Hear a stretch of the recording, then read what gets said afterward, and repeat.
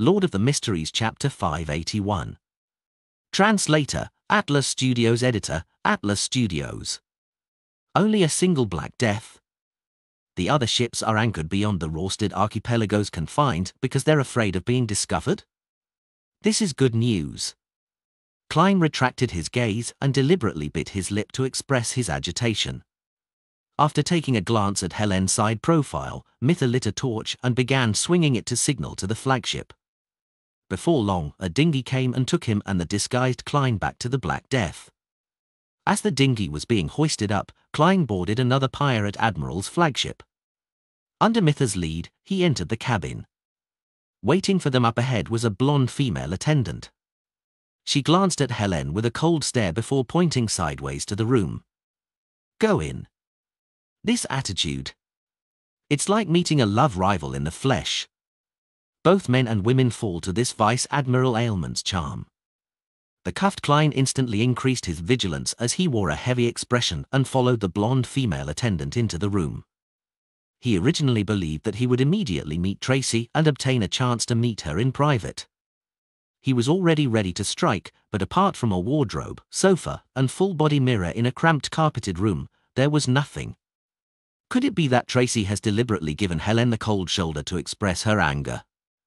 Klein recalled the romance novels and contrived television serials he had previously watched while contemplating the reason for the ailment maiden's actions. The blonde female attendant shot a glance at Helen's male attire that lacked the androgynous beauty to it due to the lack of makeup, took 2 quick steps, opened the wardrobe, and pointed to the dresses inside. "Captain doesn't like your present attire. Change." "FK." Klein cursed inwardly. He originally imagined that he could be granted a meeting with Vice Admiral Ailment Tracy while looking like Helen and dressed as a male. He was thankful that he didn't need to overly humiliate himself to achieve his goal, but in the end, he didn't manage to escape this outcome that he wanted to avoid. Seeing Helen standing there in a daze, the blonde female attendant glared at her. "You have 2 choices. Either you change yourself, or I'll help you." Klein did one of red-haired Helen's habitual motions and inhaled slightly. "Remove my cuffs." He turned his body sideways and gestured with his chin towards the door. "And go outside." Conniving whore, the blonde female attendant cursed under her breath and used the key given to her by Mitha to release Helen from her cuffs. After she left the room and closed the door, Klein walked to the wardrobe and stood there in a daze for 20 seconds. Suddenly, he closed his eyes and extended his right hand. After an unknown period of time, he came in front of the full-body mirror and saw Helen's red hair cascading down in the reflection. Her green eye shimmered while she wore a golden-red dress. By her waist was a ribbon tied into a flower. It was pulled tight, accentuating her slender waist. Helen's beautiful face was flushed red as her lips were tightly pursed. Her expression was heavy, looking very identical to the picture from before. Klein looked at his present image and first felt somewhat embarrassed. However, he had gotten over it to a certain extent while changing. Besides, there wasn't anyone inside. Second, he gradually found a different feeling. Follow the latest novels on no/velbin.com. This wasn't to say that he was gradually liking such acts. Instead, while overcoming his mental aversion, he gained some form of detachment from his self-awareness. It felt like his soul had flown out of his body, allowing him to calmly observe Helen dressing up in female attire and adjusting her clothes through the mirror with a calm attitude. He believed this was a necessary step in his mission and that there was nothing embarrassing or odd about this. Klein felt a baffling sense of familiarity as he tried hard to recall and compare this feeling in a bid to fix it in place and gain an understanding of it. Soon, he found the source. This was similar to him playing role-playing games. In it, he could choose a female character, carefully choosing the facial features and attire of the character, allowing the beauty to please his eyes. There was nothing kinky or embarrassing while doing this. On the one hand, he was viewing it from an angle of a god through the screen, making his attitude detached, and on the other hand, he was seriously acting and going through the plot. By combining the 2 perfectly and not distinguishing between them, he didn't have any aversion to it because he was playing a game. This Klein suddenly opened his half-closed eyes, feeling like this was the faceless state he had been searching for. He could act as anyone, but he was still only himself. As he got into character and worked hard to act, he could detach his feelings and observe things calmly. By making comparisons, he could figure himself out and find his true self. It's both getting into character and detachment. This is the actual application of the faceless main principle. Klein suddenly felt at peace as the remnant embarrassment coexisted with his changed attitude. With a detached attitude, as though he was playing a role-playing game, he observed himself in the full-body mirror and tried hard to find any flaws. Thankfully, I got Danitz to get 2 sets of female clothing to study the way it's all put together. Otherwise, there's no way I could wear them so quickly and normally as a first-timer. It will be easy to expose any flaws. Hey, this is called professionalism. Women's clothing sure is complicated. From the perspective of a faceless, there are many flaws in Helen's facial features and contours. She might be beautiful, but it's definitely nothing I call stunning. Yes, with this state of mind, I can clearly feel the potion to jesting. Klein looked at himself in the mirror as though he was looking at a character named Helen. Thump. Thump. Thump. The blonde female attendant banged on the door and asked impatiently, "Are you not done?" Klein's face instantly sank, as though she hadn't returned him the £10,000 she owed him. He maintained this state as he walked to the door and pulled it open. The blonde female attendant shot him a glance and raised the handcuffs. "Put your hands to your back. You are now a prisoner." As red-haired Helen was on the Black Death, she wasn't afraid that she would bring her any harm. All she wanted was to humiliate her as much as she could. Klein grunted and half-turned his body, putting his hands to his back. He felt relaxed because the woman wasn't paying too much attention to his attire. After putting on the cuffs, he was led by the blonde female attendant to the entrance of the captain's cabin. The door was half open, allowing a fragrance of warmth emanate outside. It wasn't too strong, but it was sufficiently long-lasting. It was a scent that kept pulling one back as they would involuntarily wish to head to bed for pleasure. The blonde female attendant knocked on the door and was just about to say a word when a gloomy but sufficiently beautiful female voice sounded from the inside. "Let her come in alone." The blonde attendant's face instantly sank as she pushed open the door, signaling with her eyes for Klein to enter. The moment of truth is here. Klein took a deep breath and stepped into the room. The door behind him closed with a thud, isolating the inside from the outside. Klein walked across the thick carpet and, using the candlelight from the golden candle racks, saw a rather beautiful lady sitting behind a desk while leaning back. She was wearing beige trousers with her feet extended diagonally while crossed. Her brows were long and straight, and her azure blue eyes were sharp and bright. She wore a white linen shirt, allowing her intimate body to faintly peek through. Raven black curled hair cascaded down to hide the critical bits, making Klein instantly feel uncomfortable. Upon seeing red-haired Helen enter, Vice Admiral Ailment Tracy raised her left hand and asked with an ambiguous smile, "Tell me, how should I punish you?" She held a black leather whip in her hand. "There's always room for discussion."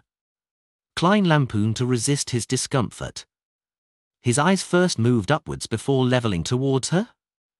He said without a hint of emotion, "Returning to this place is already the greatest punishment. Anything else is just a bonus. You're as stubborn as usual, yet always so indecisive." Tracy stood up. She was tall and slender, and under the illumination of the candlelight, her figure's shadows danced with extreme charm. She held back her smile and walked towards red-haired Helen with the leather whip in her left hand. She didn't have an ounce of doubt. During this process, Klein noticed that she wore a bangle with inlaid diamonds on her right wrist. The mystical item described by Helen? It can reduce most forms of damage? Klein, who had originally planned to take action the moment the gap between them narrowed, held back his urge. "Oh, they cuffed you? That's nice. We haven't played such a game before," Tracy said with a smile, but her azure blue eyes seemed to be a stormy ocean that was gathering strength. Your lines are quite terrible." Klein pursed his lips tightly and didn't say a word. Tracy came in front of him and raised her right hand to slide down his cheek. Returning is the greatest punishment? As she spoke, her eyes turned misty, looking extremely alluring. You usually don't seem to think so. Although you always resist in the beginning, you're often more passionate than me towards the end. Before she finished her sentence, Klein pulled out his left hand from the handcuff and he grabbed the bangle on her wrist in a manner that was as fast as lightning. He then violently swiped it down. At the same time, that hand turned a shade of gold. Klein's green and deep eyes suddenly lit up with 2 bolts of lightning. This was creeping hunger. This was psychic piercing. And the ability to pull his hand out of the cuffs was a magician power. It was the bone-softening power which Klein very seldom used. He had long made plans and preparation for what he would do after infiltrating. It was to find a chance to be alone with Vice Admiral Ailment Tracy and assassinate her without holding back. Only by doing so did he have a chance of defeating a pirate admiral. Only by doing so could he severely injure and capture her. And even if it couldn't be done, he didn't mind killing her. He was already very accustomed to channeling spirits above the grey fog. He wasn't afraid of not being able to obtain the intelligence he needed. A human trafficker didn't deserve any pity. In addition, in order to prevent himself from tripping himself up, he only brought the most difficult to detect creeping hunger, which was good at disguising itself. The other mystical items were placed in the mysterious space above the grey fog. Furthermore, he was on the Black Death with several opposing Beyonders on board. He had to finish the battle as quickly as possible. This was also to avoid being taken down by Tracy's ailment powers. The longer he fought her, the worse the ailments inflicted on him would be. In that instant, the bangle with inlaid diamonds was removed from Tracy's wrist. Klein's green eyes flashed with lightning while the beautiful and charming Vice Admiral Ailment remained in a daze. All she did was instinctively dodge. She couldn't believe that Helene would attack her, or dare believe that she possessed such reactions and abilities. Lord of the Mysteries Chapter 582. Translator, Atlas Studios. Editor, Atlas Studios. Tracy saw 2 bolts of lightning light up in Helene's beautiful emerald-like eyes as the blinding silver occupied her entire vision. Her beautifully contoured chin was suddenly lifted as though she was about to let out a tragic scream.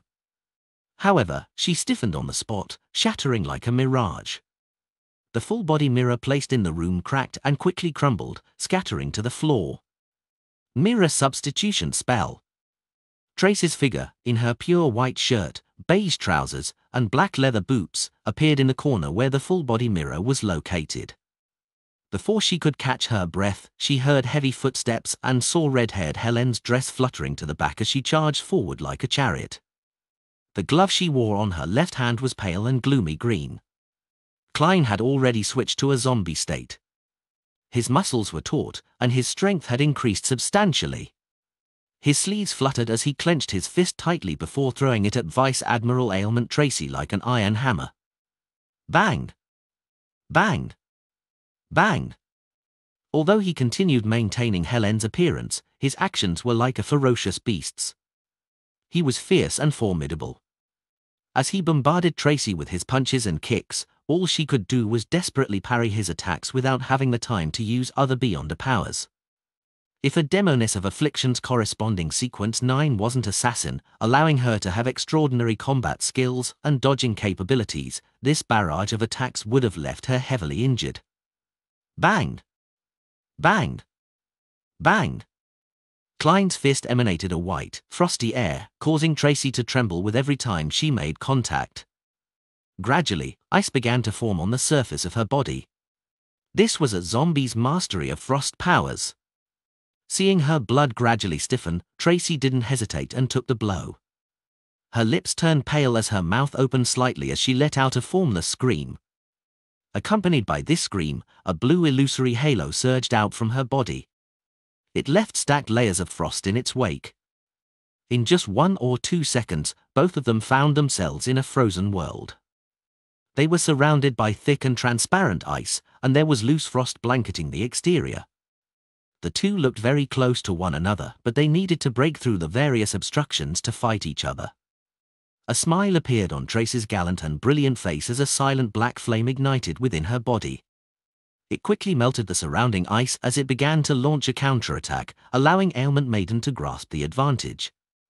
At this moment in time, she saw Helen, who was often frail and indecisive, snap her fingers without an expression. A matchstick she hadn't noticed lit up as scarlet flames leaped. Instantly, it enveloped the red-haired figure's dress. Tracy's pupils constricted as her spiritual intuition gave her an extreme sense of foreboding. In the silent black flames behind her, Klein leaped out in the form of Helen. He extended both his arms and hugged Tracy, locking her arms in the process. At the same time, he opened his mouth and shouted, "Bang!" A formless air bullet shot out with might that exceeded that of a revolver.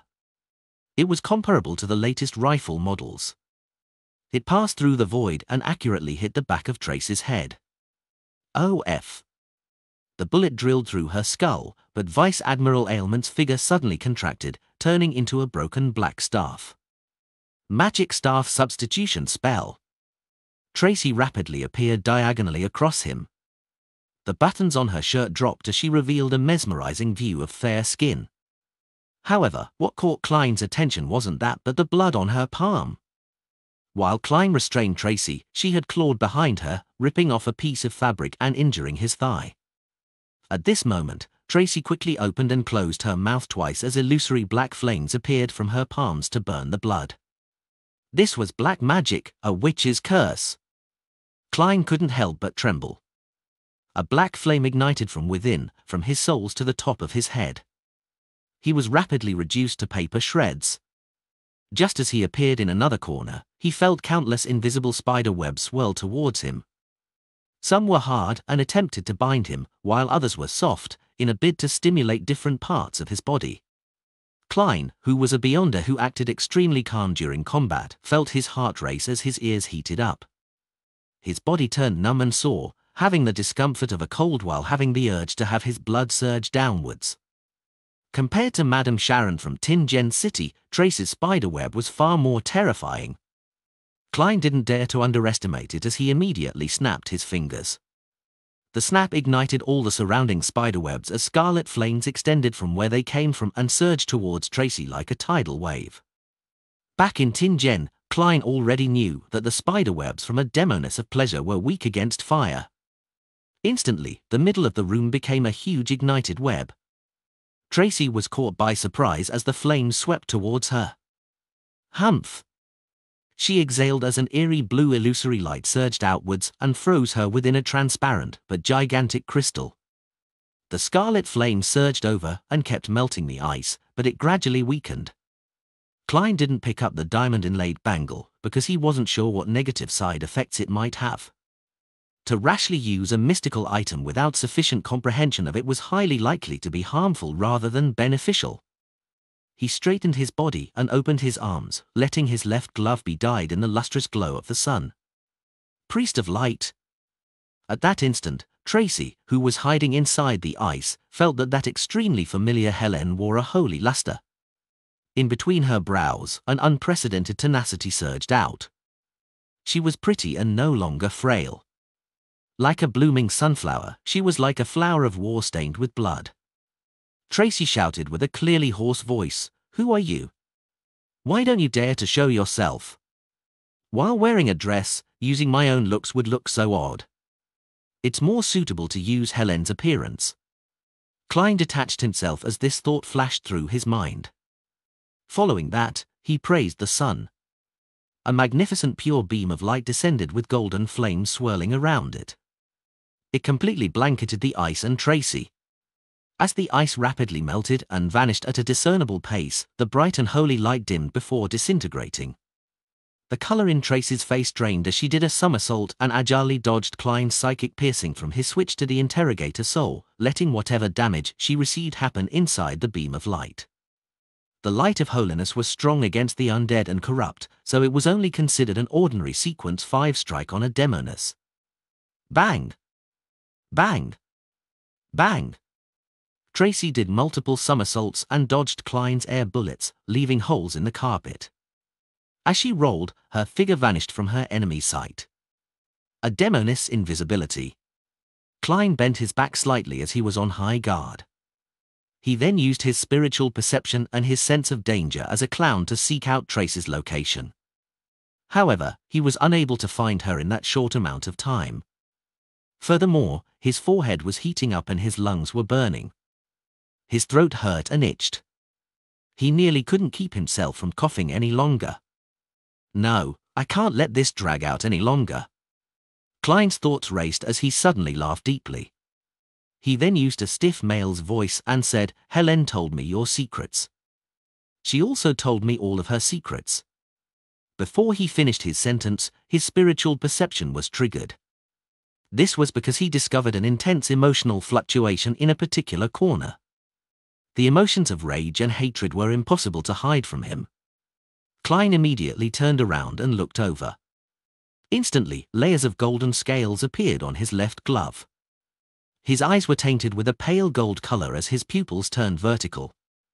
Silently, Tracy's figure was outlined as she wore a painful and twisted expression. Her extremely feminine raven-black curly hair grew uncontrollably as they spread in every direction. Psychiatrist's frenzy.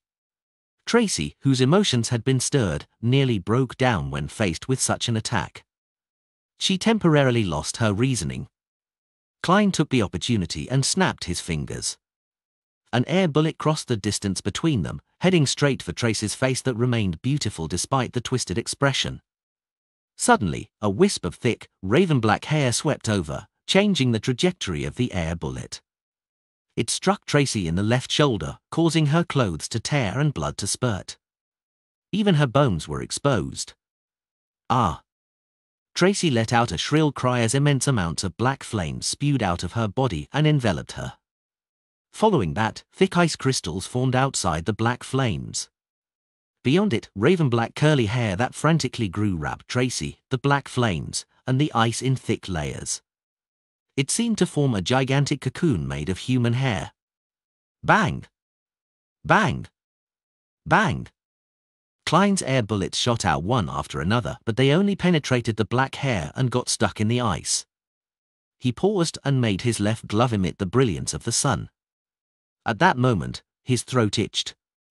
Unable to control himself any further, he began coughing violently. He failed to produce the attacks he was preparing to deliver. Inside the black-haired cocoon, Tracy had recovered her senses. She raised her voice and shouted sharply, "Enemy assault! Enemy assault!"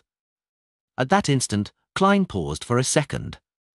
In his moment of adrift thoughts, he felt as though he had returned to Backland, returning to the first time he encountered the devil dog. He knew he wasn't its match and could only shout "Murder" and "Save me" before successfully escaping from the danger. At that moment in time, Tracy's cries had the same effect.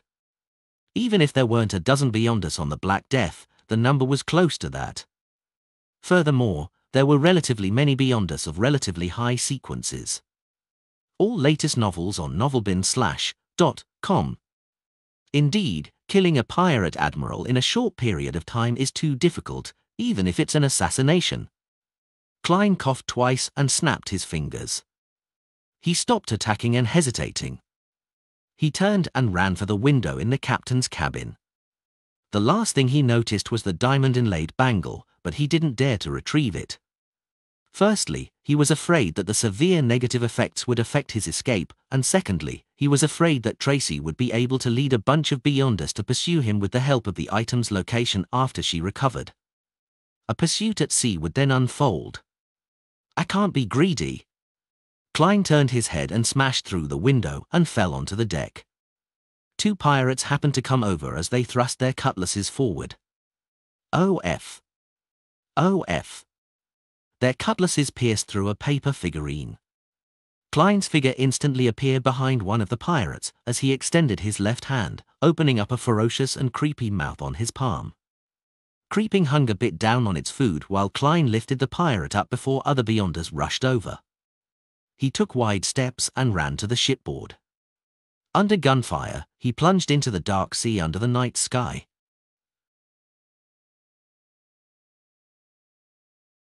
Lord of the Mysteries Chapter 583. Translator, Atlas Studios. Editor, Atlas Studios. The ice-cold water instantly inundated Klein, drenching his golden red dress and making him sink like a rock. At the same time, creeping hunger had already finished eating the pirate, lightening his load. Klein didn't attempt to float up and had instead continued sinking downwards.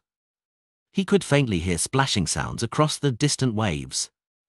Apparently, pirates from the sailor pathway had engaged in pursuit. This was their home ground. They could act like fish in such environments for a very long period of time. Klein wasn't alarmed. As a magician who never performed unprepared, he had obviously thought of his escape plans if he met with failure. After all, there was nothing guaranteed about such matters. To do his best acting as Helen and not be discovered by Vice Admiral Ailment Tracy, he had not only left the other mystical items and cache above the grey fog, but he had even done so for the charms that came under the water and wind domain that he recently made. However, this didn't affect him. As a god, a blessed, and a believer trinity, he had many miraculous methods to deal with the corresponding situation. He quickly made creeping hunger turn pale and be dyed in a gloomy green. The surrounding seawater froze, forming layers of frost. Before the frost completely turned into ice, Klein spread his wing muscles and spread out his arms. With the strength of a zombie, he shattered the frost, sending them slightly further away. This way, he temporarily produced a narrow space that didn't have any seawater around him. The water instantly surged backwards to fill the space.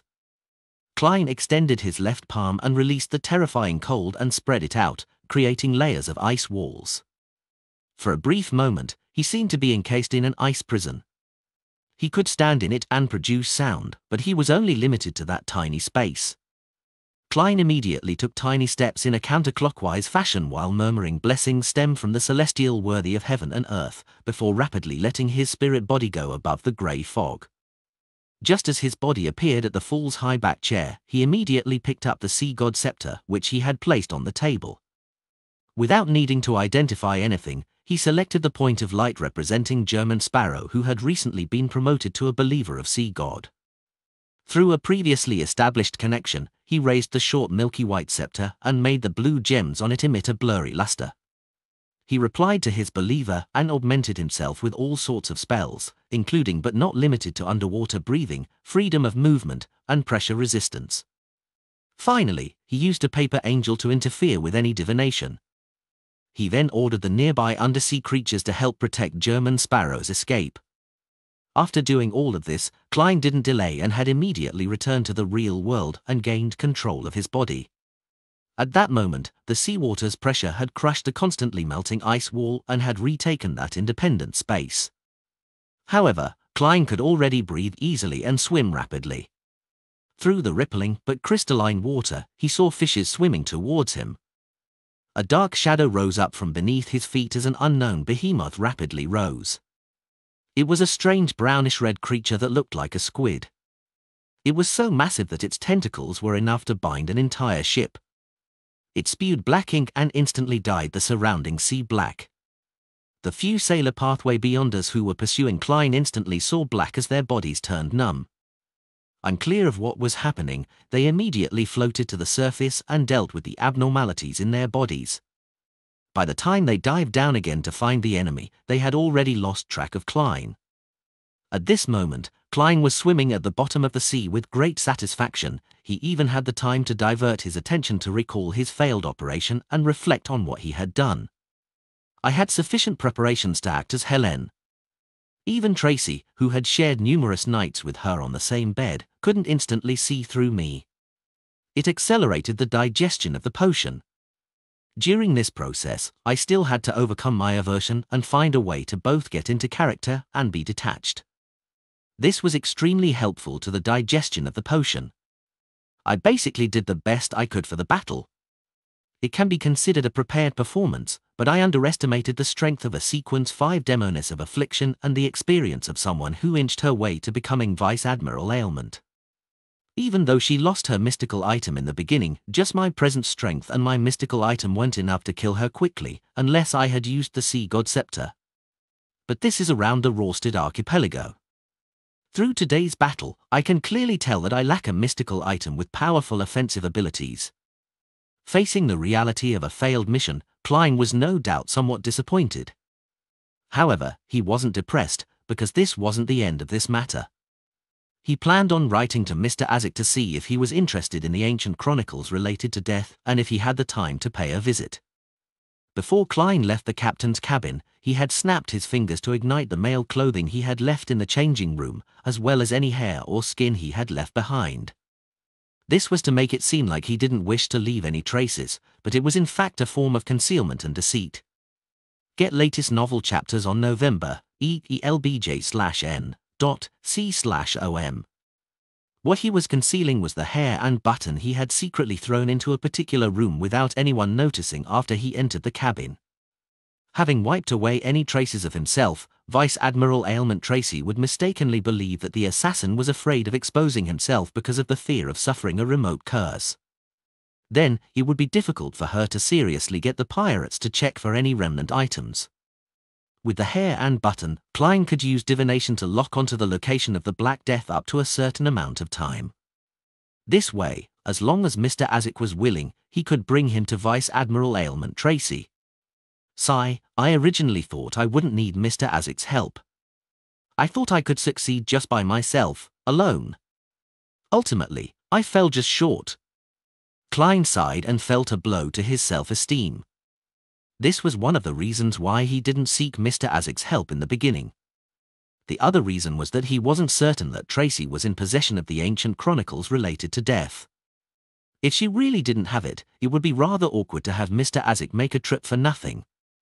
Furthermore, he was worried that even with Mr. Azek's help, that he would still need to act as Helen to find the Black Death and Tracy. He still needed to wear her clothes and use himself as bait.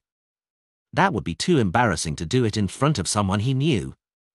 In fact, if it wasn't to obtain intelligence and solely to eliminate Vice Admiral Ailment Tracy, it would have been a lot simpler. Once I swim back to Byam and go above the grey fog, I simply need to lock onto their location and use the Sea God Scepter to create a storm.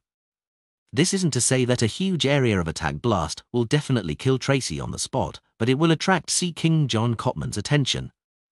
When the time comes, the Black Death's location would be exposed to the Church of Storms.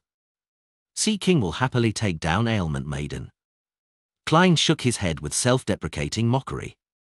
With his seer's spiritual intuition guiding him, he rapidly swam towards the shore. On the Black Death, Tracy removed her layers of defense and walked to the diamond-inlaid bangle, in her damaged, blood-stained clothes. She bent down to pick it up. What a cautious attacker. I might not even be comparable to her back when I was an assassin. No, him? Tracy suddenly clenched her teeth. This wasn't because she nearly died at his hands, but because he had sensed that the man had done something to Helen.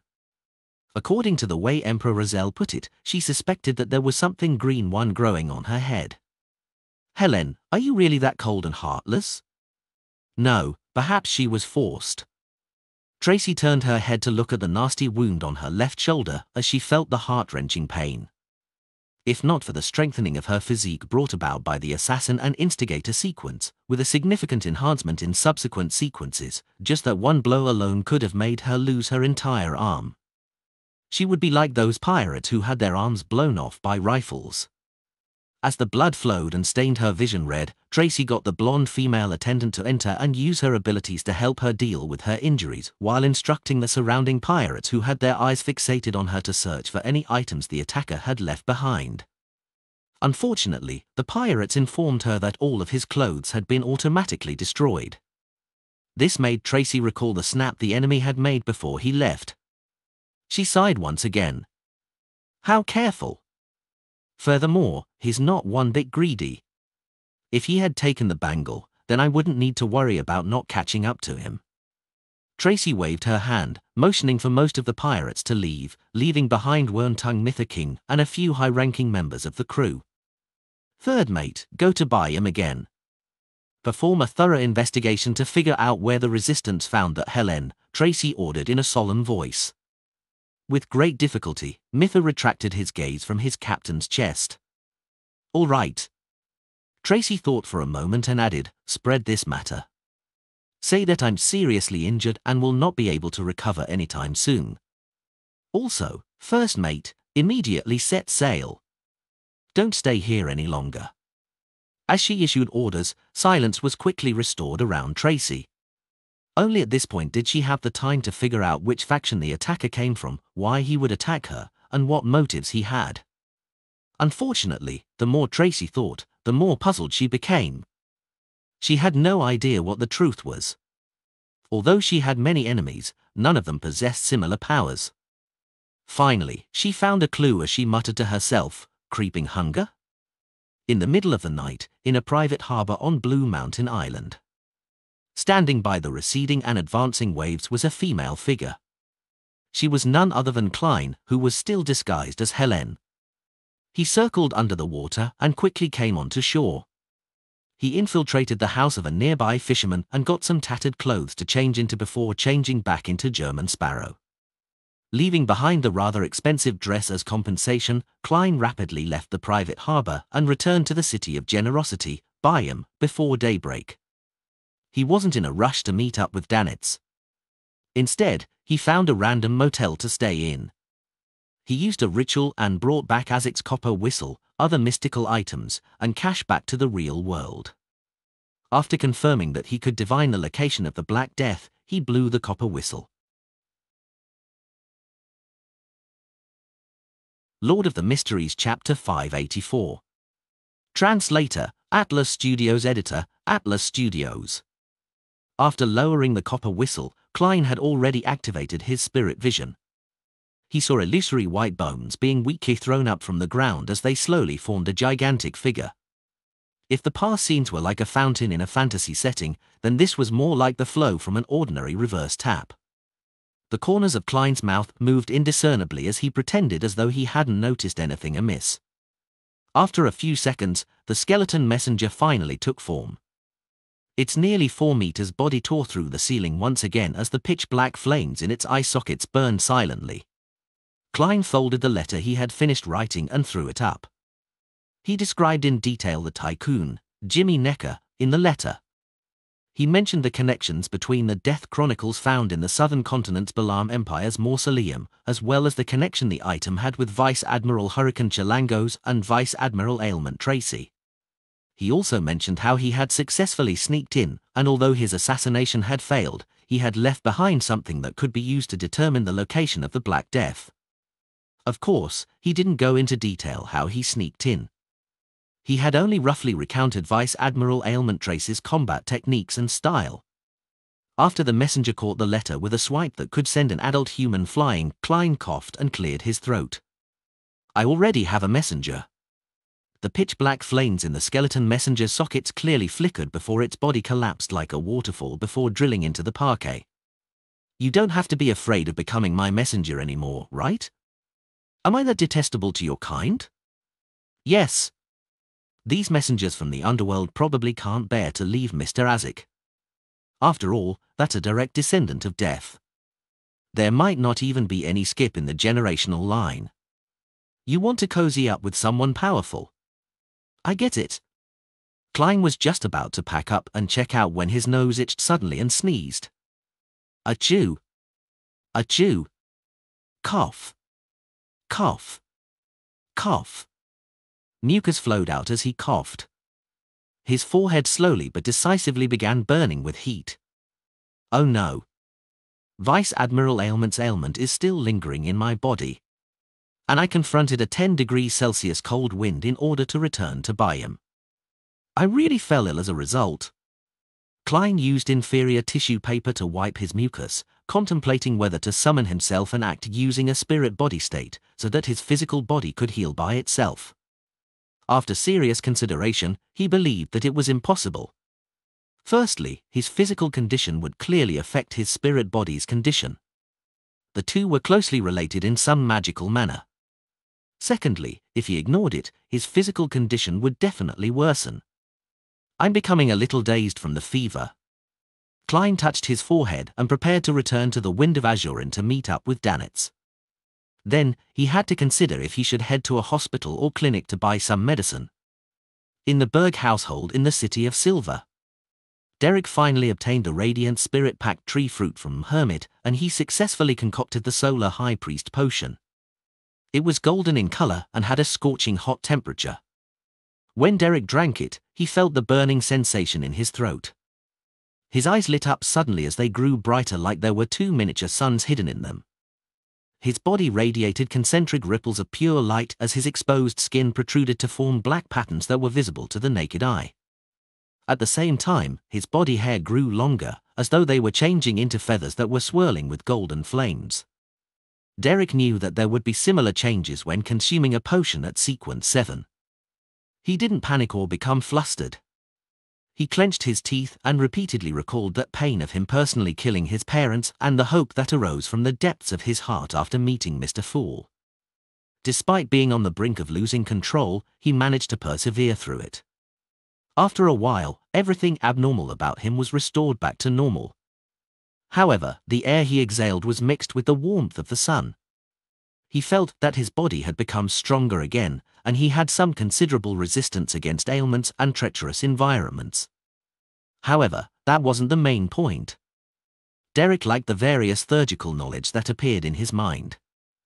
They included Fire of Light, Horror Immunity, Holy Oath, Cleave of Purification, Sun Halo, Holy Light Summoning, Holy Water Creation, etc.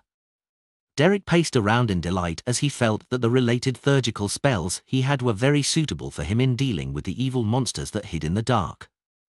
He didn't hide the news and immediately ran to the Twin Towers and recorded the information of his advancement.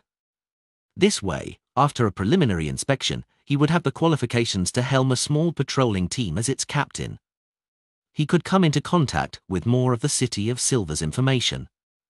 This includes the method to removing the mental corruption of a Beyonder characteristic, which Mr. World wants. While Derek was answering the registration clerk's various questions, he couldn't help but recall the promise that he hadn't been able to fulfill all this time. Owing something to others often left him uneasy and uncomfortable. And now, he could finally see the light that could restore his calm. In the Amiri's Leaf Bar, Wormtongue Mytha King was holding a cup of red wine. He sat across from the elderly strongman Uzil, crossed his right leg, and leisurely asked, "Did you figure out anything specific?" He had been instructed by his captain, Vice Admiral Ailment Tracy, to return to Byam and investigate the fake Helen.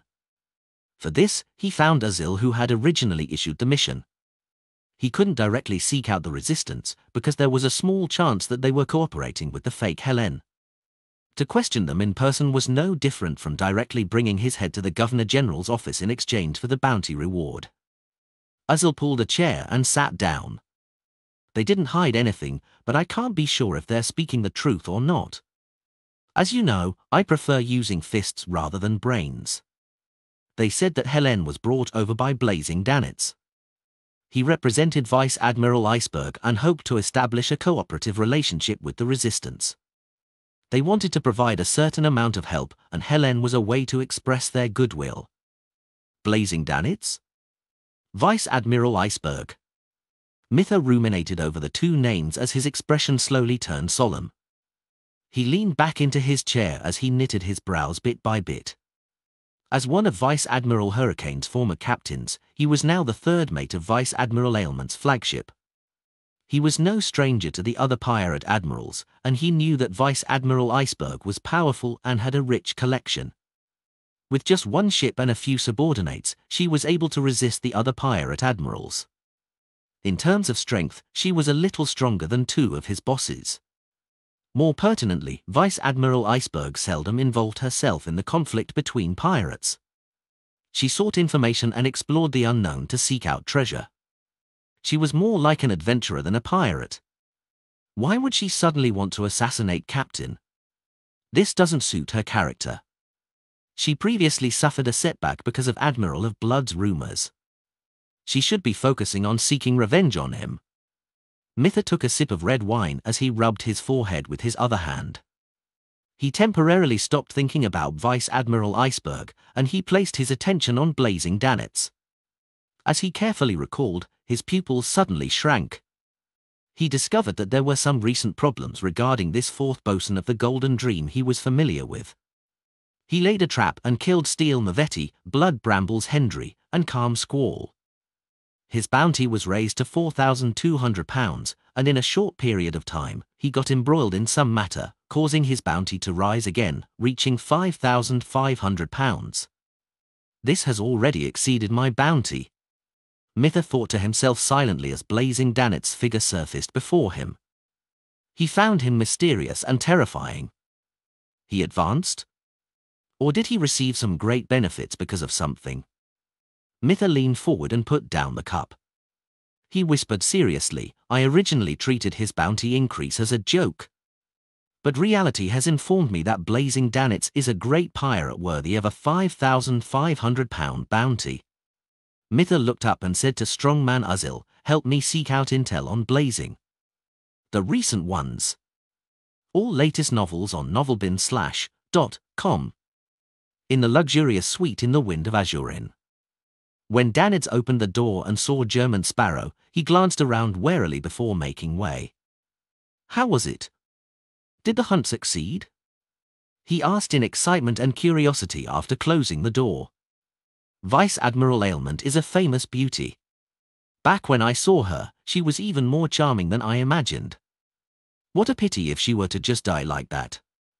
She should be locked up forever without parole. Pooey. How can she be prettier than Captain? Those with looks like her are plenty in the Red Theatre. Contradictory thoughts ran through Danet's head. Klein clenched his fist and placed it to his mouth before coughing violently. After calming down, he answered coldly, almost. What a pity. Danet sighed. But deep down, he was thinking, this madman, German Sparrow, is really strong. He infiltrated the Black Death to assassinate Vice Admiral Ailment, but was only just fell short of success. Even though he failed, he successfully returned almost without any injuries. One had to know that the reason why every pirate admiral was famous throughout the 5 seas, being second only to the 4 kings, wasn't only because they themselves were strong, it was also because they represented a crew, a force to be reckoned with. They had many beyond us under them. To be able to escape from the Black Death after a failed assassination had indicated that German Sparrow was in no way weaker than any pirate admiral. Is creeping hunger really that powerful? No, even if I were in his shoes and had creeping hunger, I wouldn't be able to go that far. Danitz was increasingly convinced that his choice of not resisting during his first encounter with German Sparrow was extremely wise. Klein coughed twice again and prepared to instruct Danitz to buy some medicine for him from the hospital. He then recalled that the cause of his illness was complicated. The medicine provided to him without a doctor's careful examination might not be effective. Even the many medicines that Emperor Rozelle had previously invented were the same. If it wasn't because it's impossible to use the grey fob to establish a remote treating system, I really wish that I could consult Emlyn White to make me some medicine. Klein went to the washroom to wash up and change into his original clothes and burn the clothes he obtained from the fisherman. Upon seeing him come out, Danitz went over with a paper bag and said in a sycophantic manner, "This is the £700 they gave." At this point, he and Klein heard someone knock on the door. It was Captain Elland. When the captain rushed into the room, he gave German Sparrow a deep look and suppressed his voice. I planned on returning to Pritz Harbour, but I received a piece of intel. Something huge seemed to have happened at Banzi Harbour.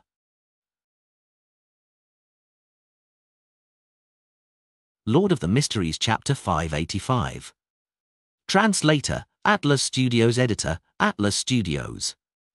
The Church of Storms has finally taken action on Banzi Harbour. Klein clenched his fist and placed it to his mouth before coughing. He asked calmly without any qualms, what happened? Ellen didn't notice any abnormal reaction from German Sparrow. He retracted his gaze and surveyed the area. I don't know what exactly happened. I only know that it might have involved the upper echelons of the Church of Storms. And for a period of time before that, all routes that lead to Banzi Harbour were cancelled. This might have been a so-called omen. Involved the upper echelons of the Church of Storms? No, it should be the most elite forces. I suspect that the pontiff of the Church of Storms, that grounded angel, had personally taken action. He might have even used a Grade 0 sealed artifact. After all, he might be facing a king of angels, one that's even older than the fourth epoch, as well as his descendants. Klein nodded and calmly asked, "What's the outcome?" He wasn't the least bit surprised that the Church of Storms had only taken action on Banzi Harbor in the past few days. Even though the mandated punishers were known for being rash and irascible, there was still a protocol that needed to be followed for serious matters like this. For example, they needed to make a confirmation, evacuate a portion of innocent residents, or seal off the surrounding sea. All of this needed time. Elland was unable to read German Sparrow's true emotions as he sighed with a smile. There won't be a Banzi Harbor for a very long period of time. As expected of the Church of Storms. Klein secretly clicked his tongue, feeling even more curious about the detailed process. Follow the latest novels on no/velbin.com. He wanted to know where the Red Angel Medici had appeared, and if he really was sleeping near Banzi Harbor. He wanted to know if he had been wiped out by the Church of Storms and wished to know what happened to the natives in Banzi Harbor. He wanted to know what it meant for them to speak in such a staccato manner, and he wished to know what secrets were hidden in the Green Lemon restaurant and the telegraph office.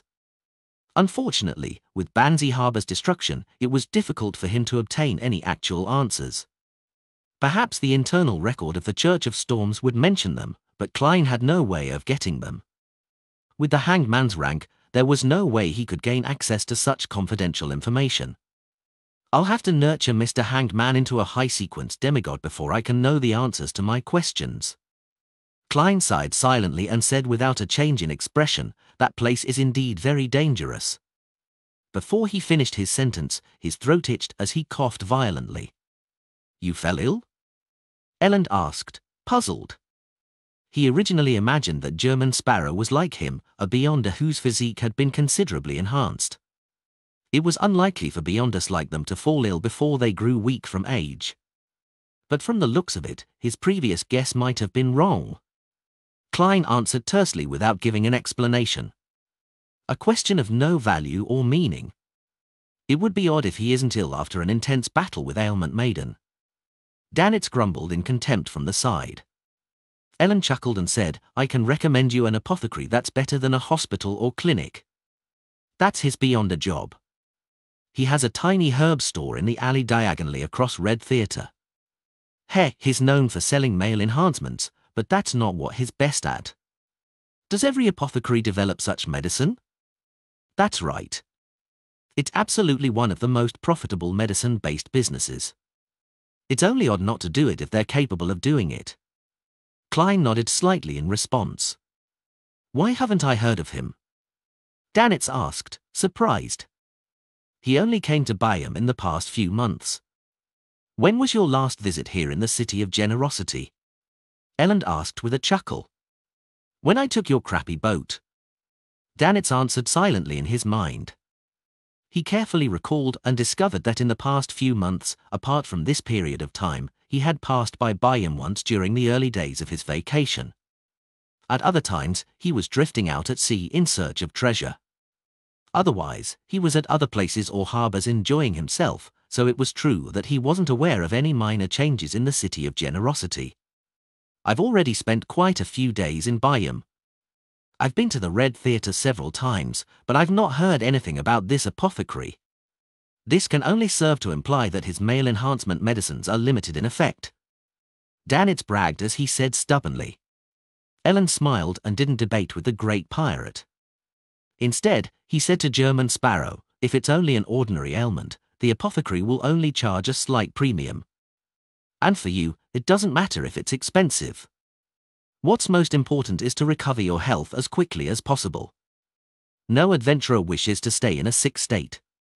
This implies danger and that you might become the target of someone else. It implies the increased risk of losing control. Indeed, maintaining a good state is a rather important matter for Beyonders. However, the price is still very important, all right? If that apothecary were to charge £1,000, then I might as well buy medicine from the hospital.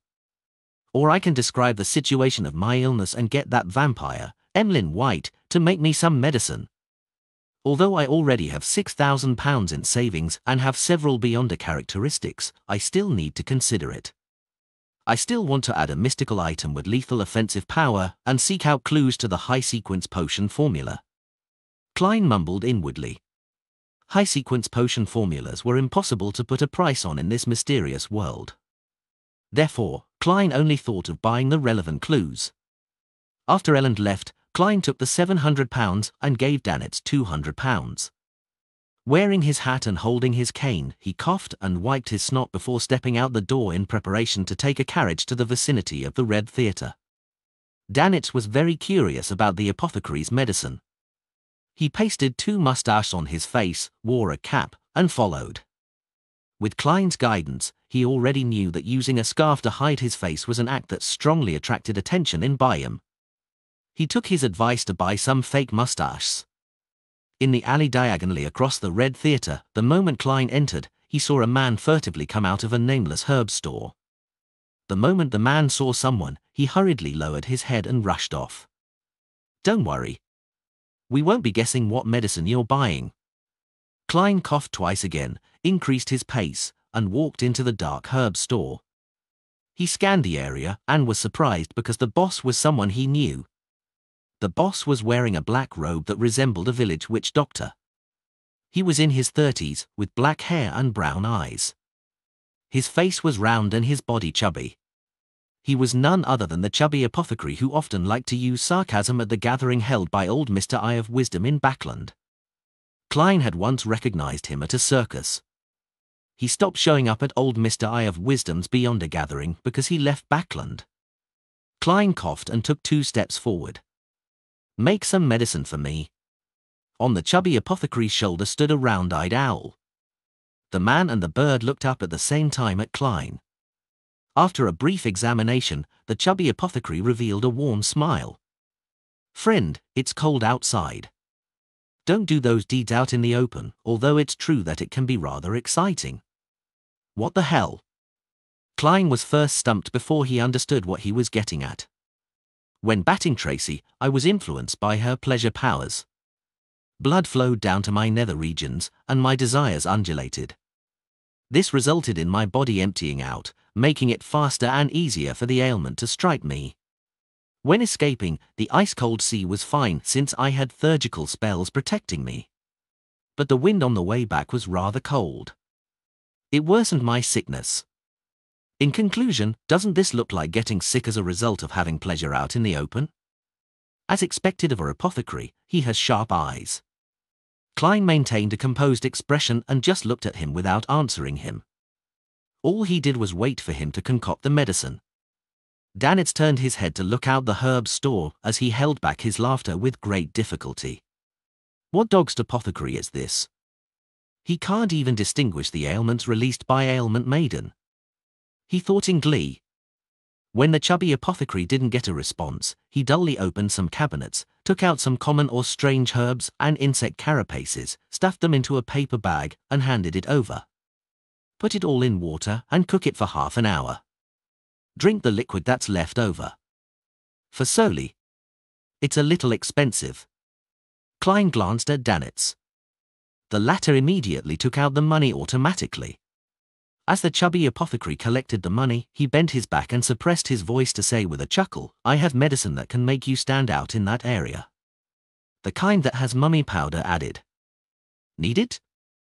I guarantee you that you'll be satisfied. I know you might be very strong, but men always seek to be stronger. Firstly, I need to have a girlfriend." Klein coldly shook his head and rejected the chubby apothecary's recommendation. The chubby apothecary straightened his back in disappointment. He turned his gaze and sized up the 2 before asking, "Are the both of you adventurers?" "Yes," Klein answered simply. The chubby apothecary rubbed his hands and said, "I have a request, but you'll only be paid after completing it." "How big is the reward?" Klein pinched his nose. £100. The chubby apothecary shouted as his heart pained for the money. "Help me find someone. His name is Roy King. He's my teacher. He got me to meet him here, but I haven't seen him after waiting for months. And I have no way of contacting him. Is there a portrait cough? Or a photograph?" Klein inquired. The chubby apothecary took out a photograph from a secret pouch by his waist and handed it over. It was of a relatively young man. His hair was neatly combed back and he wore glasses. He appeared very gentlemanly. "Your teacher?" Klein asked. "I might believe it if you're the teacher." The chubby apothecary coughed dryly and said, "He's at least 60, but he looks young." A beyond a power or a mystical item? Klein nodded in thought and began asking about the specifics. After confirming that there weren't any items he could use to divine, he took the paper bag and left the store. After he disappeared from the alley, the owl standing on the chubby apothecary's shoulder suddenly said, "Darkwill, that guy might know you."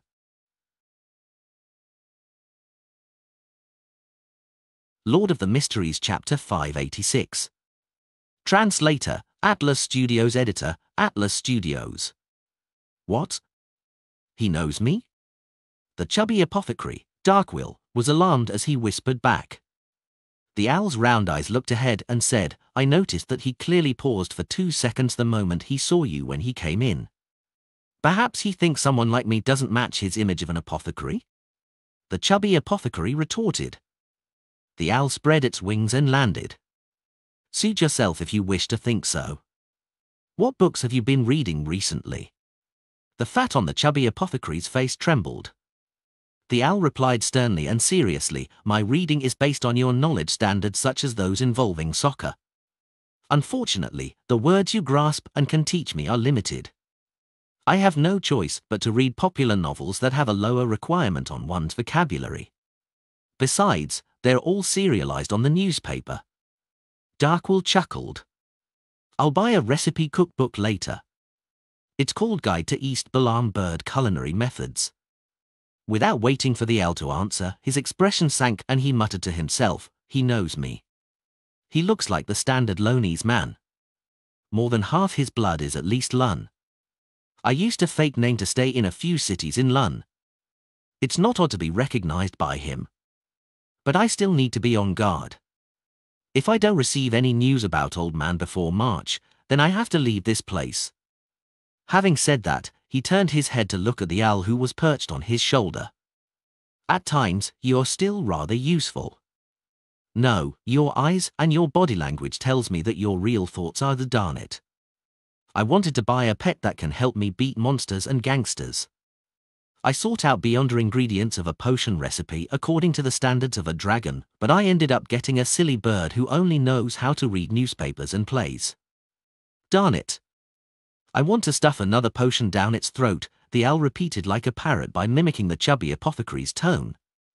Darkwill's expression stiffened for a few seconds before he chuckled. "It's good that you know this, silly bird. If I didn't have the powers of a beast tamer, you wouldn't have even managed a single potion." Inside the herb store, the man and bird fell into silence. After a while, the owl pretended as though nothing had happened as it asked, "Darkwill, is it really going to work? You've already entrusted this to dozens of adventurers. I'm not good at finding people, so I can only entrust it to someone else. Besides, they have to find and confirm Old Man's location before I make a payment. I don't even need to spend a single penny."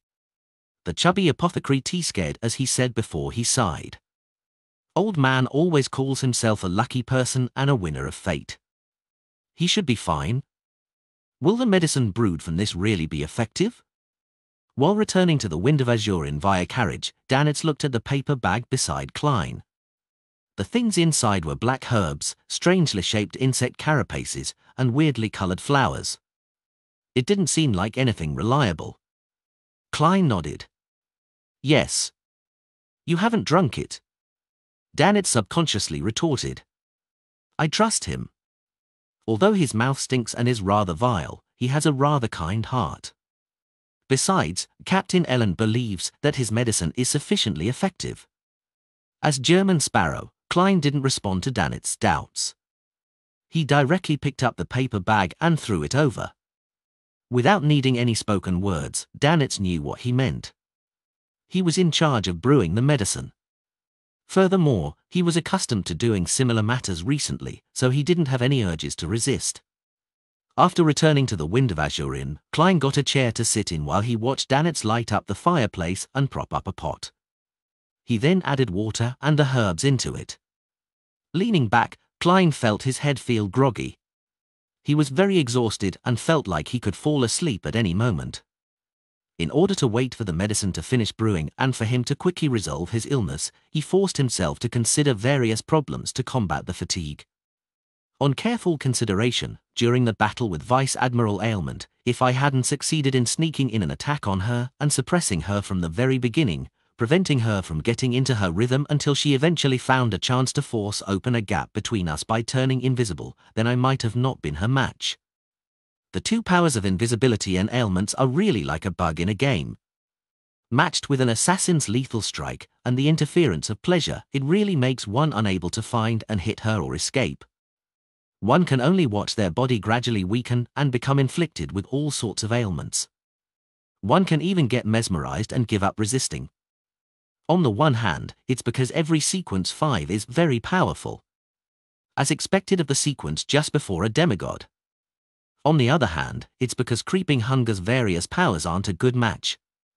It cannot be considered to be multifaceted without any weaknesses. Yes. The powers of a Sequence 5e Nimblewright Master of the Seer Pathway is highly effective against invisibility. I can try to help the chubby apothecary find his teacher in the meantime, but without any information, with just a picture, I can only try my luck. I'll have to see when I can directly find a clue. After all, I'm not a god, and I can't find people remotely. Wait, in a certain way, I am a god. I can get God believers to help find him. As long as that old gentleman named Roy King once visited Byam, he would have definitely encountered others and be seen by them. Most native residents secretly believe in God. This is what it means by a sea of people. Also, before Captain Elland leaves Byam, I should get him to introduce me to a point of contact for the military. In the future, I can get him to reimburse me for any intel. They can also check if there were any travelers named Roy King who registered on any liners in recent months. There's another method. I've placed the radio transceiver above the grey fog for some time. I should be able to contact the magic mirror, a Rhodes, if I take it down. I was originally planning on asking for Helen's location, but I no longer need to find the red-haired lady anymore. I can switch to Roy King. For a matter which many adventurers have no clue on how to begin, I have 3 solutions. Amidst his thoughts, Klein finally held on until the medicine was successfully brewed. Looking at the bottle of blackish-green liquid that Danitz brought over, he hesitated for 2 seconds before extending his hand to receive it and placed it to his mouth. Gulp! Klein immediately felt his throat burn as his face flushed red. This made him recall his attempt at eating crazy spicy food in his previous life. Suddenly, his entire person awakened as his stuffy nose quickly cleared. Gulp! Gulp! He barely finished drinking it and felt as though he had nearly recovered from his sickness. By night time, he had fully recovered. He no longer showed any doubt towards an apothecary's abilities. No wonder the potion's name is Apothecary. Klein wore his hat and left the inn with Danitz. Under the cloak of night, they left Byam and came to a secret harbour hidden on the other end of the jungle. Your favourite novels at n/ovl/bin.com. Tonight, the Golden Dream was providing aid to the resistance. After some coordination and hassle, Danitz used the Soulfall ritual to contact Vice Admiral Iceberg Edwina. After some time, the ship, that was often scrubbed clean and had a strange main cannon, docked by the private harbour. Its gigantic sails drew 5 types of gold coins. They were the gold pound of Lun, the gold horn of Faysac, the Vol gold of Intes, the gold riser to Fainapotter, and the Sarsen gold of Lenberg. This was the flag of the Golden Dream. It was also the symbol of this pirate crew. It's still not professional enough. If it were me, I would add Porter gold from Mason, Zloty from Sega, motif gold coins from Balaam Empire, etc. Klein stood by the side with his hands in his pocket as he watched Edwina Edwards appear at the bow. At that moment, she was wearing a hunter's hat, a rider's shirt, and a black coat. She matched the image of a female pirate admiral in the minds of the resistance. She often dresses like she's a private tutor. Klein mumbled and took a few steps back, allowing Danitz to run around and busy himself. This pirate worth £5,500 did the liaison, sending a batch of food and fabric to Kalat and the resistance before the transaction came to a close. Danitz secretly inhaled and came to Klein's side and forced a smile. There's nothing else, right? I can now return to the Golden Dream, right? Also, how do you plan on settling the hiring fee? That's only an excuse your captain and I used. In a particular sense, this batch of food and fabric is my payment. Klein nodded. Your captain has already paid. You can return. For real? Danitz found it unbelievable. Although Vice Admiral Iceberg Edwina wasn't far behind him, he was still afraid that German Sparrow would suddenly have a crazy fit. Klein didn't reply and turned around, walking straight towards the path that led out of the private harbour. Danitz exhaled silently and held back his excited feelings before briskly running back to the Golden Dream. Only when the Golden Dream steered far away into the night, with the private harbour that belonged to the Resistance slowly shrinking in size, did he really believe that he was back on the Golden Dream. At that instant, he felt that he had experienced just too many things over the past half a month or so. It was an unprecedented level of exhilaration, as though it was an interesting dream. At this moment, a sailor came close and asked out of curiosity, "Boss, was Steele Mavetti really killed by you?" Danitz immediately laughed out loud and secretly stole a glance at Captain Edwina before saying to his subordinate, "I contributed greatly to this deed. Let's talk over drinks." Above the dark sea, the Golden Dream drifted off into the distance. After returning to the Wind of Azurin, Klein was just about to sleep when he saw the surrounding colors turn abnormally bright. The white bedsheets turned whiter, and the brown floorboards turned more brownish yellow. The dark red curtains appeared like fresh blood.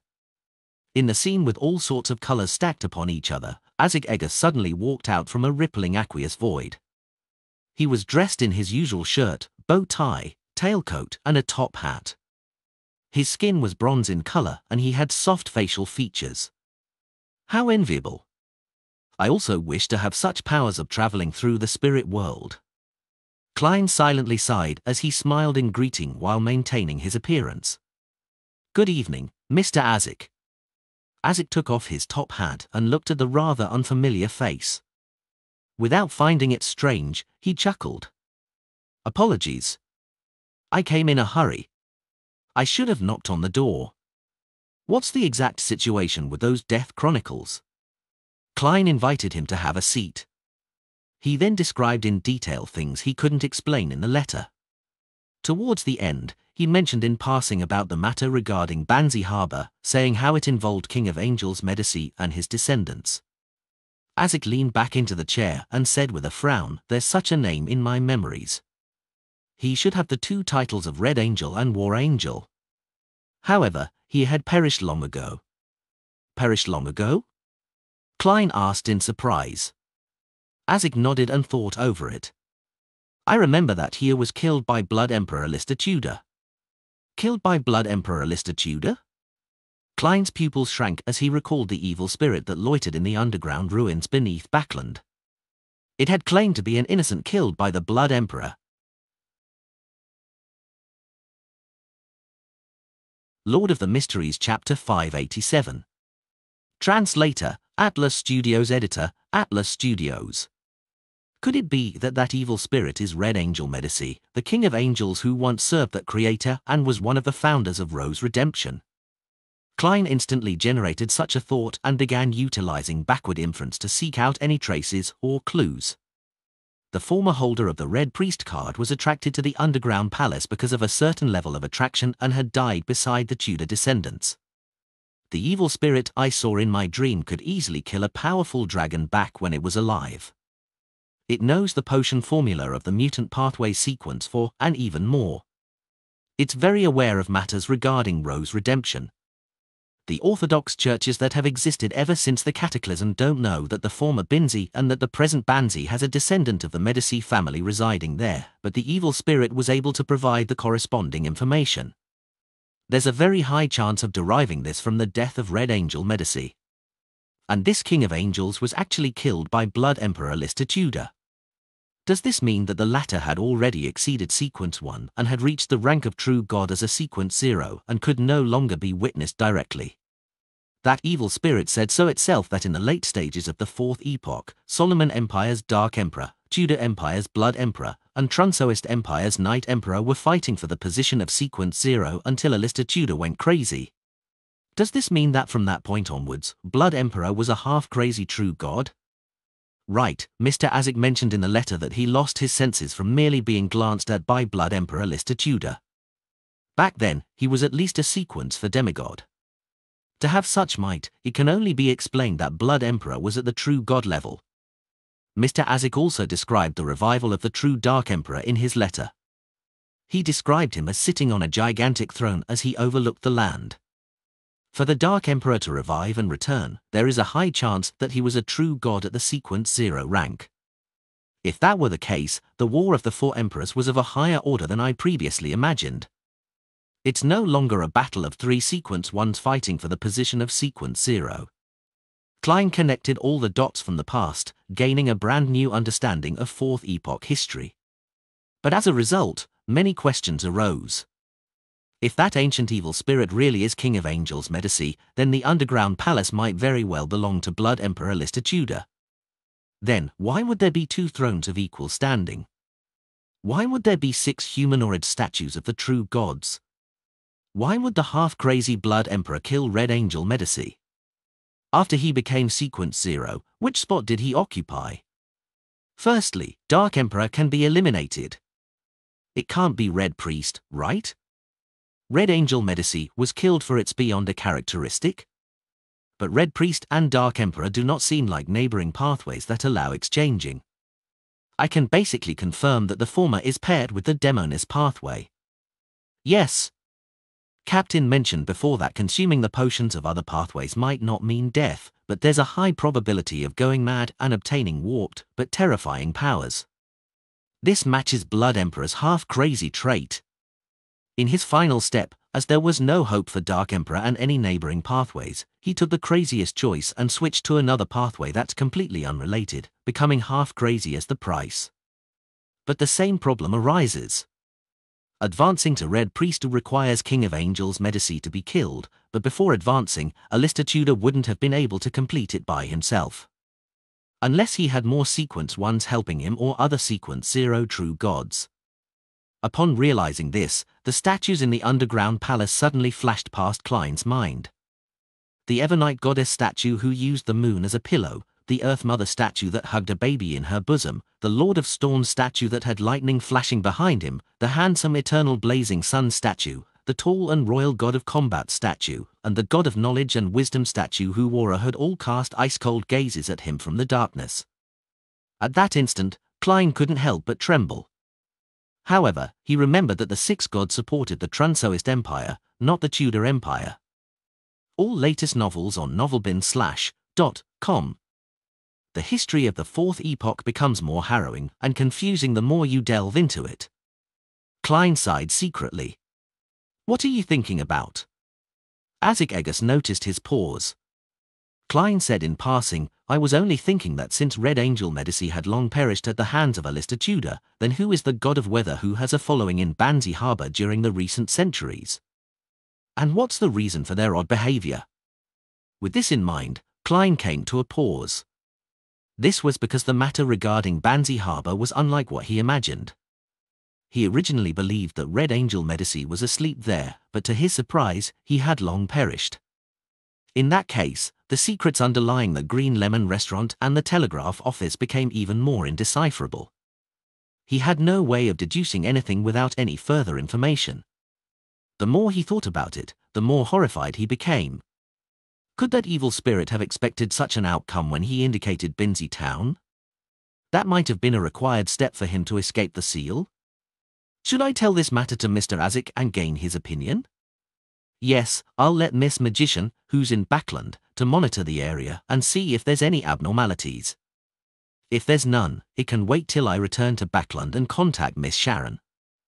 After seeking her opinion, I can inform Mr. Azik. After all, it's a ruin we explored together. I have to respect her opinion.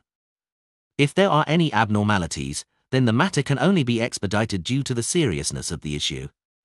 Klein quickly made a decision. When Isaac heard his question, he laughed. Don't think about such matters. They've definitely been buried by the Church of Storms. To forcibly seek out the reasons will only bring about extreme danger. Even at the level of an angel, there's still a chance of perishing. In the mysterious world, curiosity is often the leading cause of death. Klein recalled the matters he had experienced and heard of in the past. He switched to saying, Mr. Isaac, I already have a messenger that I can call my own. Much faster than I imagined, Isaac said with a smile. Klein simply explained how he changed the incantation and how he completed the summoning and ended up encountering an oddity in the spirit world. When summoning spirit world creatures, there's indeed a chance of such things happening when it's not done by someone of the corresponding job. It requires repeated trial and error before obtaining the desired result. The repeated attempts make it easy to encounter danger. Even if you add descriptions like friendly, it isn't absolutely safe. The spirit world creature which is summoned might not have any malicious intent towards you and wouldn't wish to harm you, but it doesn't mean that its very existence won't hurt you. Perhaps just the aura it has can reduce you to a pile of blood. After Isaac heard about the creature whose speed surpassed imagination, the being who was easily neglected, and the creature with extremely high survivability, he laughed and warned him. After that, he asked, How did you succeed in the end? Klein said in embarrassment, I changed the final sentence to a unique being that is willing to be my messenger. Isaac was taken aback for a second as he curiously looked at Klein. This description is too generic. Typically, it wouldn't succeed. Perhaps I was rather lucky. Klein cautiously described his messenger's appearance and even hid the matter of her request for a gold coin. Isaac thought over it carefully and said, I do not have an impression of this spirit world creature, but since you've already signed a contract and have had it witnessed by the underworld, she likely wouldn't cause you any harm.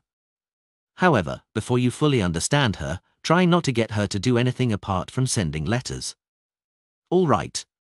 Klein originally wanted to say that he had nothing he needed her for other than sending letters when he recalled his battle with Mr. A. The room fell into a brief moment of silence before Klein pulled the conversation back on track. Mr. Isaac, when can we head for the Black Death? The longer the delay, the higher the chances of whatever he left on the Black Death to be cleaned up during the daily cleaning jobs. Now. Isaac stood up and put on his hat. Klein was dressed properly, and just as he was trying to find an excuse to head to the washroom to divine if there would be any danger taking action tonight, Isaac grabbed his shoulder and pulled him into the spirit world. Amidst the stacked colors and nearly formless figures, he heard Mr. Isaac say, Let's begin. That direct? Don't you need to confirm things? Perhaps a big shot has his own way of determining the level of danger. Klein silently mumbled and held up his cane and began divining the location of the items he left behind. The cane flew automatically as it tumbled ahead. Isaac followed closely behind with Klein in tow as they smoothly passed through the spirit world. Before long, the black hardwood cane paused with thick black and stacked shadows ahead of it. Through this abstract scene, Klein could vaguely identify it as something resembling the Black Death. At this moment, Isaac's body came to a pause as he solemnly said, The spirits here tell me that there is danger. There is danger? Something that can make even Mr. Isaac find it dangerous. Vice Admiral Ailment got help? A high-ranking member of the Demonist sect?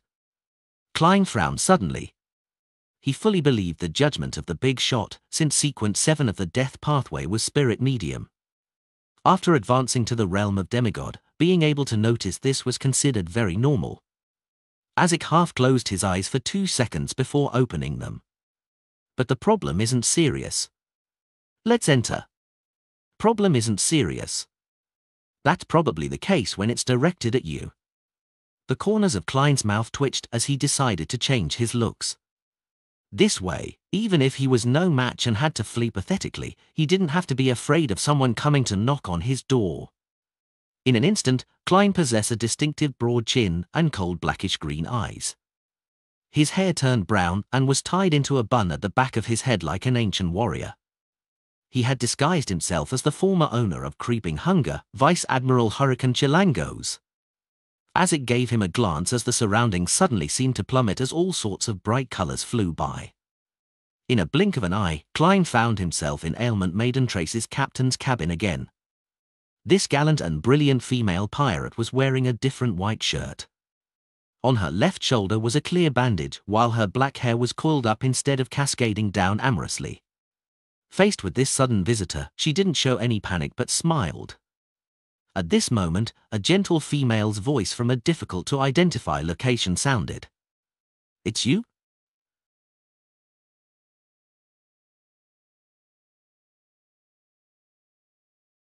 Lord of the Mysteries Chapter 588. "It's you?" Upon hearing this surprised and curious female voice, Klein jumped in fright, imagining that he had been recognized by someone. He immediately composed himself because he had already changed his appearance to that of the deceased Vice Admiral Hurricane Chilangos. And inside Chilangos was the crazy adventurer, German Sherlock. And inside German Sparrow was the identity of the great detective, Sherlock Moriarty. And inside Sherlock Moriarty was the identity of Klein Moretti. This wasn't the end. Deep within Klein Moretti was Mr. Fool as well as Ju Mingrue. There's no reason that she can directly see my true essence. Besides, how can she know of a trivial character like Klein Moretti? Even Vice Admiral Hurricane Chilangos wouldn't have left the Vice Admiral Ailment Trace's helper surprised. To be specially invited by a Sequence 5 pirate admiral to protect herself and deal with her enemy, the person must be at least a Sequence for demigod. Therefore, that sentence was directed at Mr. Azik. That high-ranking demoness recognizes Mr. Azik, who had destroyed their cooperation with the royal family and Ince Zangwill in Backland, or does she recognizes him from one of his former lives? Klein quickly cleared his train of thoughts and remained guarded against Tracy and her helper's sudden attacks. He also looked through the corner of his eye to observe Mr. Azik's reaction. He wasn't too surprised that a mysterious powerhouse would appear.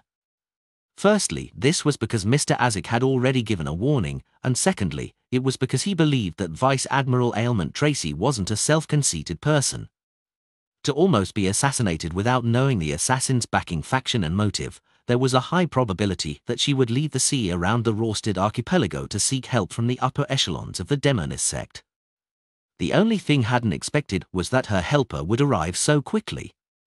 It was as though she was nearby or had a mystical item like that of a traveler. Combining the female characteristics of the voice and the gentleness within it, Klein suspected that it was a demoness at the demigod level. Azik stood on the thick carpet and said after 2 seconds of hesitation, "You know me?" This tone sounds uncertain. Could it be that my big shot had once spent a period of time with a demoness? No, I can't think of it that way. Klein began to imagine things before he seriously felt penitent for having those thoughts. He noticed that Vice Admiral Ailment Tracy wore an aghast look. Her certainty and calm had turned into puzzlement. The gentle female voice sounded out from an unknown location again. "I obviously know you. You should also know me." Azik turned his ears to the side to listen before he shook his head and gave a rueful smile. "I'm sorry. I've repeatedly lost my memories and am in the midst of recovering them. If you can remind me and invoke more of my memories, I'll be very grateful to you." Upon hearing their conversation, Trace's puzzled and confused look settled.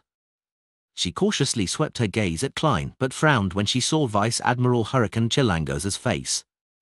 The gentle female voice sighed. "The last time we met was 1,300 years ago. Back then, Primordial and Death were working together, instigating the Pale disaster in the northern continent. You might have already forgotten that we once fought the saints and angels of the Church of the Evernight Goddess. I know this piece of history. It was recorded in Emperor Rozel's diary. Mr. Dorr said that it resulted in the primordial demoness being heavily injured, and she had only managed to descend only in recent times.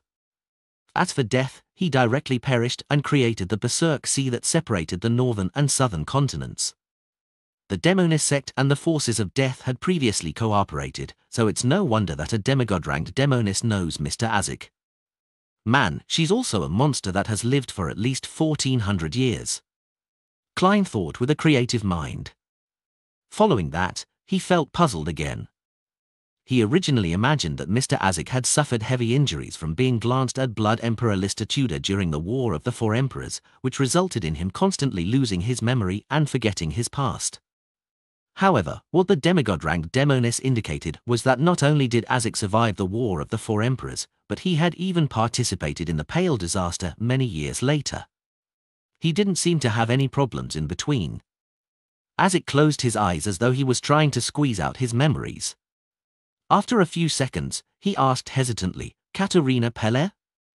You are already a Demonis of Unaging? I'm very happy that you can still remember me. I could only be considered a weakling compared to you back then."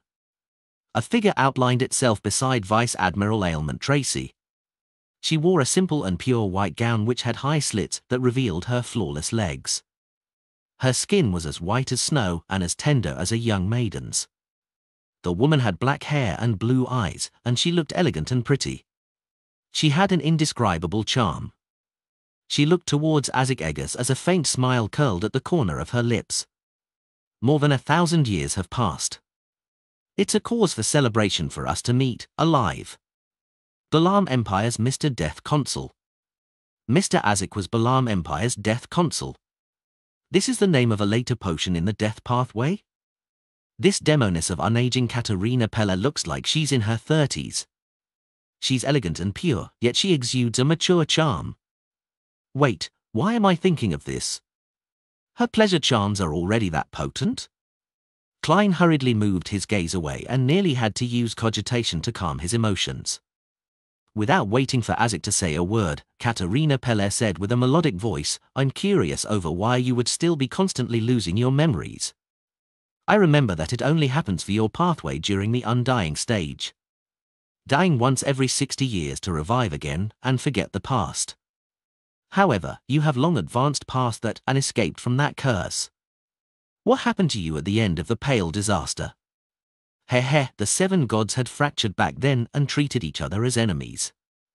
We both believed that Primordial and Death would succeed, but who knew that the proudest son and the most arrogant tyrant would bow their heads? They quickly joined forces again. If I hadn't managed to advance by chance, then I might have already perished at the end of that divine battle. I believe you should have suffered some damage which resulted in your present state. Death's perishing is itself the greatest injury for you. Azik fell silent as he wore an indistinct painful expression. I can't remember. At this moment, Klein realized that Katerina Pelle looked somewhat familiar, and he suspected her of being the white-robed lady who had led Madame Sharon onto the path of a Demonis. Suddenly, Katerina's eyes turned to sweep a glance at Klein. She chuckled at Azik and said, "I believe you haven't forgotten the reason for visiting today. I'm very curious why he would assassinate Tracy. Could it be for justice?" The glance the Demonis of Unaging swept over was filled with hidden amorousness and sweet playfulness.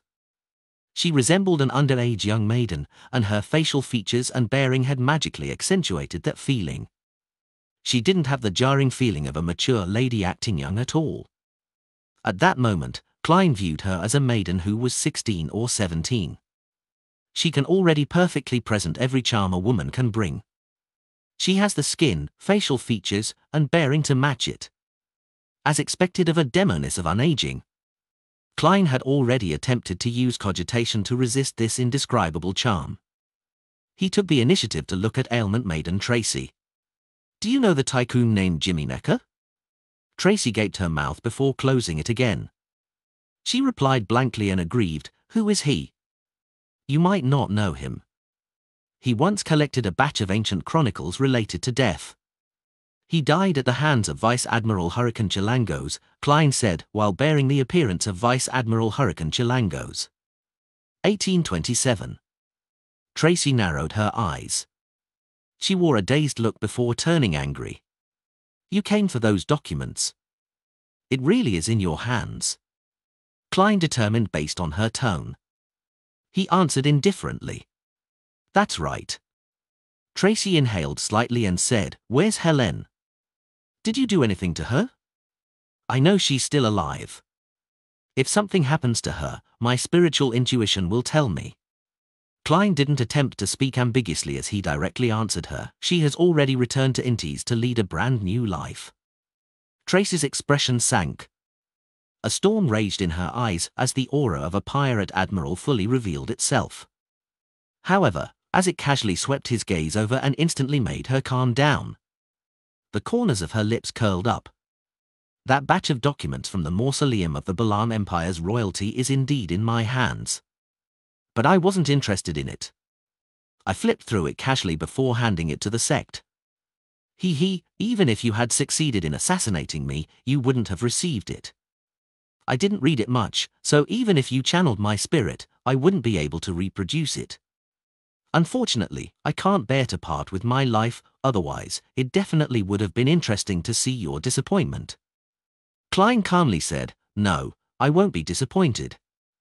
I can obtain the soul and characteristic of a demoness of affliction. I can graze you and subdue you."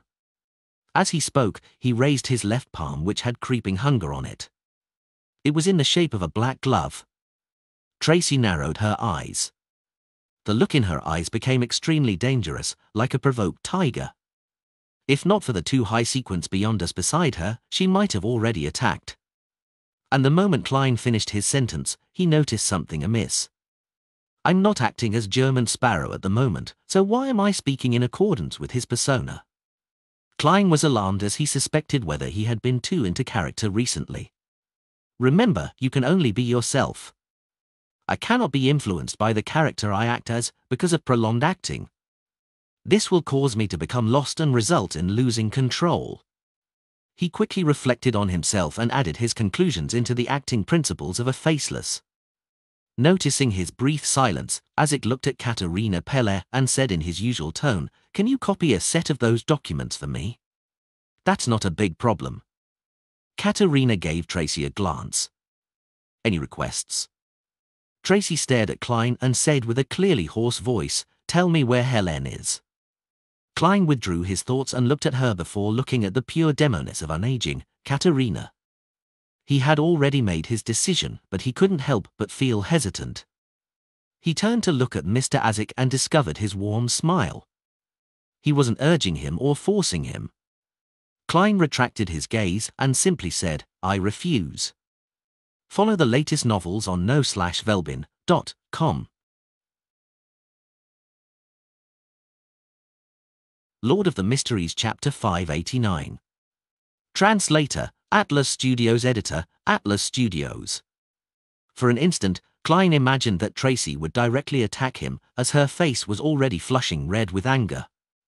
Her blue eyes had turned dark like the surface of a sea before an impending storm. But eventually, Tracy didn't act rashly. She looked towards Katerina Pelle and awaited the decision of the demoness of unaging. She knew very well that, although Sequence 5 and Sequence 4 were just separated by one level, there was a qualitative difference between them. There was no way to bridge the gap with one's battle skills or execution. One was a normal human with special powers, while the other was already a demigod, a legendary creature possessing godhood. Furthermore, the two present were clearly not Sequence 4. Placed before them, Tracy felt like she was a low sequence beyonder. Katerina Pelle didn't seem furious. She looked at Klein, who wore the face of Chilangos, and chuckled as her eyes moved across him. What an interesting lad. If not for Mr. Death Consul being here, I might have not revealed the upheavals within my heart and have an unexpected encounter with you which would lead into having a pure and romantic story with you. No, you don't want to. This sounds really terrifying. Klein didn't dare look at her as he continued looking at Tracy. Seeing no response from Azagegus, Katerina retracted her gaze and said to Tracy with her melodious voice, "Embrace the afflicted pain, this might be something beneficial for you." She then looked towards Azek. "I remember that batch of documents. It records the various attempts used by the Balaam royalty to revive death, but unfortunately, they seem to fail miserably. Towards the end, they seem to consider creating an artificial death. Are you still interested?" An artificial death? How can death be artificial? Apart from the uniqueness and beyond the characteristics, how can there be other methods? It's not like it's something you can find on the street. Was the former Balaam Empire and the present Numinous Episcopate all crazy? Klein mumbled silently and didn't interrupt the conversation between the demigods. Isaac pondered for 2 seconds before asking, "What price do I need to pay?" Katerina smiled youthfully. "No, there's no need. I thought it over. Helping you regain your memories and find your past in order to become the death consul from before should be a rather interesting matter. This can bring more changes and fun to this world." Those words sound like a rebellious teenage girl. A demoness of unaging not only doesn't age in body but in mind as well? Klein felt it somewhat impossible to grasp her thought process. Perhaps only a sequence 6 or 5 or even sequence 4 of the spectator pathway can tell. He subconsciously guessed. Isaac nodded and extended his right hand. A piece of paper and a fountain pen in the room automatically flew over as though invisible spirits were at his service. After scribbling, he threw the paper over. "You can summon my messenger. So there's only one copper whistle. For it to remain effective for more than 1,000 years, that copper whistle is definitely no simple item." Klein instinctively wished to reach out to touch Isaac's copper whistle inside his pocket, but he held back. Katerina caught the piece of paper and scanned it before pursing her lips into a smile. "I thought you would have directly told me where in the underworld." She looked up as her blue eyes effused an indescribable warmth as she smiled faintly. "I still remember how Mr. Death Consul from before was such a powerful but cold man. He left a deep impression on me. I'm also curious as to why you would become so soft." Isaac held his fist to his mouth and shook his head with a bitter smile. "I'm immortal, but that doesn't mean I don't age. Once a person ages, they will often become placid." "No." Katerina's eyes flickered deep down as she said without concealing anything, "I look forward to the day you recover all your memories. I wish to see how you would evaluate the present you." Upon saying that, she curled her lips slightly and winked at Klein. "Perhaps we will release an existence more evil than a devil. This is her trying to sow discord, right?" Klein muttered inwardly, but he couldn't help but recall the pale disaster recorded in many historical books and church tomes. It had caused a large number of casualties and had turned the northern continent into a living hell. And this disaster was mainly led by Death and the primordial Demoness, with Death's entourage and the Demoness sect from the southern continent. In this entire matter, Mr. Isaac, who was known as Death Consul, definitely played a rather important role. Isaac fell silent for a few seconds as he grabbed Klein's shoulder and pulled him into the spirit world and traversed it. Instantly, there was only Demoness of unaging Katerina Pelle and Vice Admiral Ailment Tracy left in the Black Death's captain's cabin. The latter looked at the spot where the two had disappeared, and after taking a while to calm herself, she clenched her teeth and said, "I'll never forget this matter." Katerina resumed her pure demeanor and smiled faintly. "Feel the afflicted pain. The more pain you feel, the more you will realize how weak you are. When the pain reaches a threshold, the desire to change yourself will reach a certain intensity, allowing you to withstand the potion and obtain godhood during the ritual to become a demigod." When Tracy heard this, she suddenly thought of something. Her expression froze as she blurted out, "Helen was able to escape the Black Death because of..." Katerina smiled mildly. "You are my youngest child, but you are the one who's most promising at becoming a demigod. As a mother, I will naturally want to help you." Tracy's facial muscles twitched as she said with a warped expression, "That's right. I have a mother like you, and a mom. Why didn't you tell me the truth in the beginning? You clearly knew the mid and low sequences of several other pathways." Katerina turned her body as her white gown fluttered. She said ethereally, "We all need to approach the primordial. We are all her children." As she spoke, surging but silent black flames soared over the huge sailboat, which was dozens of meters long. The flames covered every corner as they burned silently without injuring any of the pirates on the Black Death, as though they were clearing up any accumulated dust. The stacked colors quickly receded, and the indescribable transparent figure went far into the distance. Klein's spirituality suddenly stirred as he felt that the items he had left on the Black Death had all vanished. As expected of a demoness of unaging.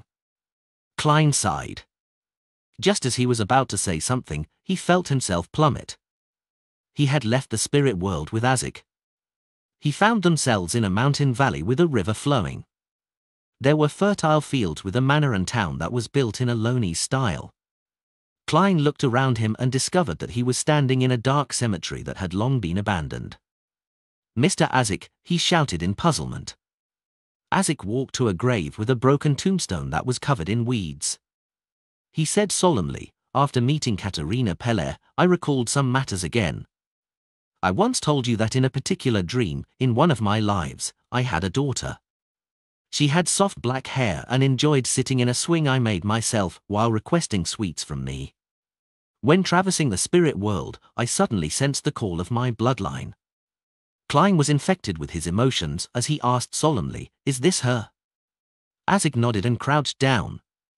He touched the halved tombstone as his bronze face wore a gentle, sorrowful, and confused look. "This is her grave. If I recall correctly, she's been dead for 926 years.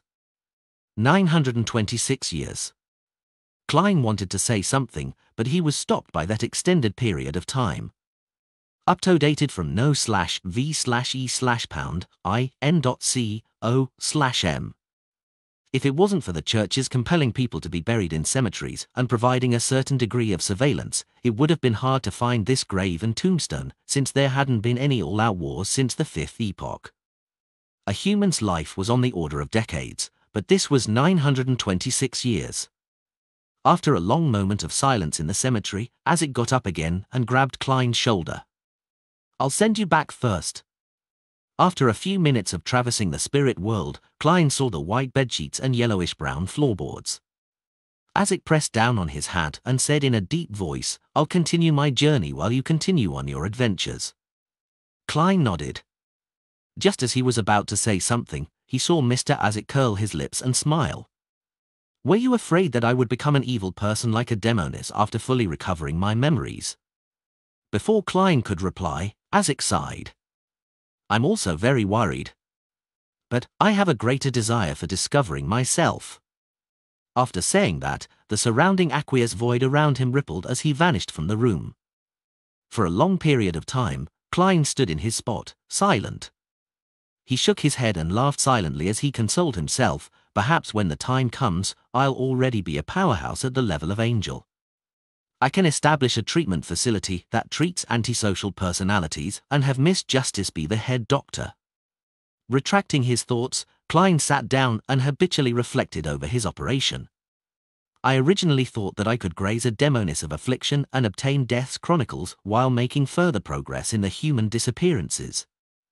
Who knew that the development and outcome were completely out of my expectations? I only managed to complete the initial goals. Sigh, I cannot incite Mr. Azik to take action since he hasn't completely recovered. Furthermore, the person we were facing was a demoness of unaging. What's most important is to be strong myself.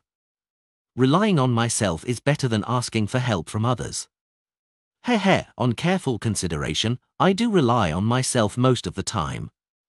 I can attack the human disappearance cases from the angle of the buyer, that crazy Captain Connors Victor." Klein changed his sitting posture and nodded to himself as he murmured inwardly, "The greatest gain that I received was to establish the preliminary acting principles of a faceless. It's to get into character and be detached, overcome any aversions, and to be careful about being too immersed in the role. This way, by relying only on simple, ordinary, real acting, perhaps it will take a year or two to digest the potion. But for me, I should be able to fully digest it in about 4 to 6 months." After reflecting on the matter, Klein prepared to sleep. He planned on taking down the radio transceiver from above the grey fog once it was daybreak, so as to establish communications with the magic mirror, Rhodes. Of course, he had to first divine the level of danger above the grey fog. Lord of the Mysteries Chapter 590. Translator, Atlas Studios. Editor, Atlas Studios. Early in the morning, above the grey fog. Klein conjured a pen and paper as he deliberated over the divination statement, "Using the radio transceiver is dangerous." After carefully checking the statement twice, he took out the spirit pendulum under his left sleeve and began divining. During this process, he was on high alert and was somewhat afraid. He was like a child covering his ears while lighting firecrackers. If the outcome would involve the true creator or the primordial demoness, then he would encounter danger simply from divining it. If it were any other person, they would only end up losing control or dying. However, Klein had the grey fog to shield him and prevent him from having such a tragic outcome. Hence, it was obvious that anything that happened above the grey fog was better than courting death in the real world. He was afraid that the using it repeatedly would allow the evil gods to lock onto him and personally pay him a visit. He quickly entered the state of cogitation and silently recited the divination. After chanting 7 times, he knew the answer without opening his eyes, since he was completely fine sitting there in his seat and wasn't suffering from any extreme pain. When Klein looked at the dangling topaz, he discovered that it was indeed spinning counterclockwise. Phew! Klein heaved a sigh of relief and immediately returned to the real world and began preparing a ritual to bring the radio transceiver from above the grey fog to the real world. After about half an hour, he finally heard the radio transceiver produce its clickety-clack. An illusory piece of white paper was spat out with lines of Loney's words written on it. "I'm here. Great Master, is that you? Why does it feel like it's craning its neck?" Klein suddenly recalled the emoticons from his previous life. It was an adorable alpaca that craned its neck out. He took 2 steps forward and tersely answered in a reserved manner. Amidst clicking sounds, more illusory paper was spat out. "Your loyal and humble servant, A. Rhodes, at your service." Klein hid his discomfort in the depths of his heart and asked, "A. Rhodes, tell me, where is Roy King from the Life School of Thought?" Due to the chubby apothecary's description, he knew that the organization developed itself based on a master and apprentice system. He inferred that they grasped the two beyonder pathways of monster and apothecary. This matched the characteristics of the Life School of Thought. Meanwhile, Klein prepared Roy King's picture with the intention of relying on himself rather than on others. The tapping sounds intensified as A. Rhodes produced a portrait with the radio transceiver. It was none other than Roy King with his hair neatly combed back while wearing a framed pair of glasses. "Is this him?" A line of Loney's appeared behind the portrait. Klein nodded. "Yes." A. Rhodes made the radio transceiver's tapping sound turn abnormally brisk. "Great Master, the person you wish to find is imprisoned in the Governor General's office of the City of Generosity, Bayam." "Locked in the Governor General's office?" Klein frowned slightly and wasn't in a rush to continue asking. He said with confidence and frankness, "All right, according to your rules, it's your turn to ask." Tap. Tap. Tap. A. Rhodes used the radio transceiver to produce a smiley face and a line of text. "I've already asked, and you have already answered." "When did that happen?" Klein was taken aback before looking at the content before the illusory piece of paper. He saw the previous question, "Is it him?" This works? That actually counts? In that instant, Klein finally understood how much freedom A. Rhodes had to its rules. Against any ordinary person, it could be as strict and vile as it wanted. It even needed spectators, but when it came to Klein, those rules were ignored, and he blatantly made it easy. How did this guy adopt such a personality? Klein considered for 2 seconds before asking another question. "A. Rhodes, do you know the book of Grozel's Travels?" A. Rhodes fell silent for 2 seconds before making the radio transceiver type. It spat out more illusory paper. "Great Master, your question is too nice for me. All I needed to do was answer a yes to be done with the question. I've modified the question a little, changing it to tell me what you know about Grozel's Travels. This is a very magical book. Many of its owners have vanished. I'm unable to tell who its creator is, but I'm certain that it first appeared among the dragons after the disappearance of the City of Miracles, Live Zeed. It appeared after the City of Miracles, Live Zeed, which was conjured by the Dragon of Imagination, Ankwelt. I might be able to recommend this to Miss Justice. She might be interested. If she really wishes to buy it, as a middleman, I can study it ahead of time above the grey fog. If something bad happens from the study, resulting in the complete destruction of the book, I can tell her that the seller went back on their word and a refund was made. Thinking of this, being a platform is really promising. Klein's thoughts raced as he said to the radio transceiver, "It's your turn. I do want to know what kind of odd question you can ask." Klein thought silently. Rhodes didn't pause as he produced a line in Loney's, "Great Master, I've already asked and you have already answered." When did that happen? Klein looked in confusion and amusement at the first few pages of illusory paper before finally seeing the so-called question at the beginning, "Great Master, is that you?" I have to say that this magic mirror named Rhodes really shows no shame when it tries to suck up to me. However, such a paired question format really satisfies an OCD. It's like the N operator back when I studied programming languages myself. Klein cleared his throat and continued asking, why was Roy King imprisoned in the Governor General's office? The radio transceiver produced its clickety-clack and spat out illusory paper. Ever since the disappearance of the Snake of Mercury from the Life School of Thought, the organization fractured and encountered plenty of danger. Some even died at the hands of the Rose School of Thought. The Life School of Thought developed in a secretive manner with the master and apprentice format, but they have an elder council among the upper echelons. They harmonized the conflicts between the different internal factions. Since the Fifth Epoch, the elder council changed to a more trendy name known as the Fate Council.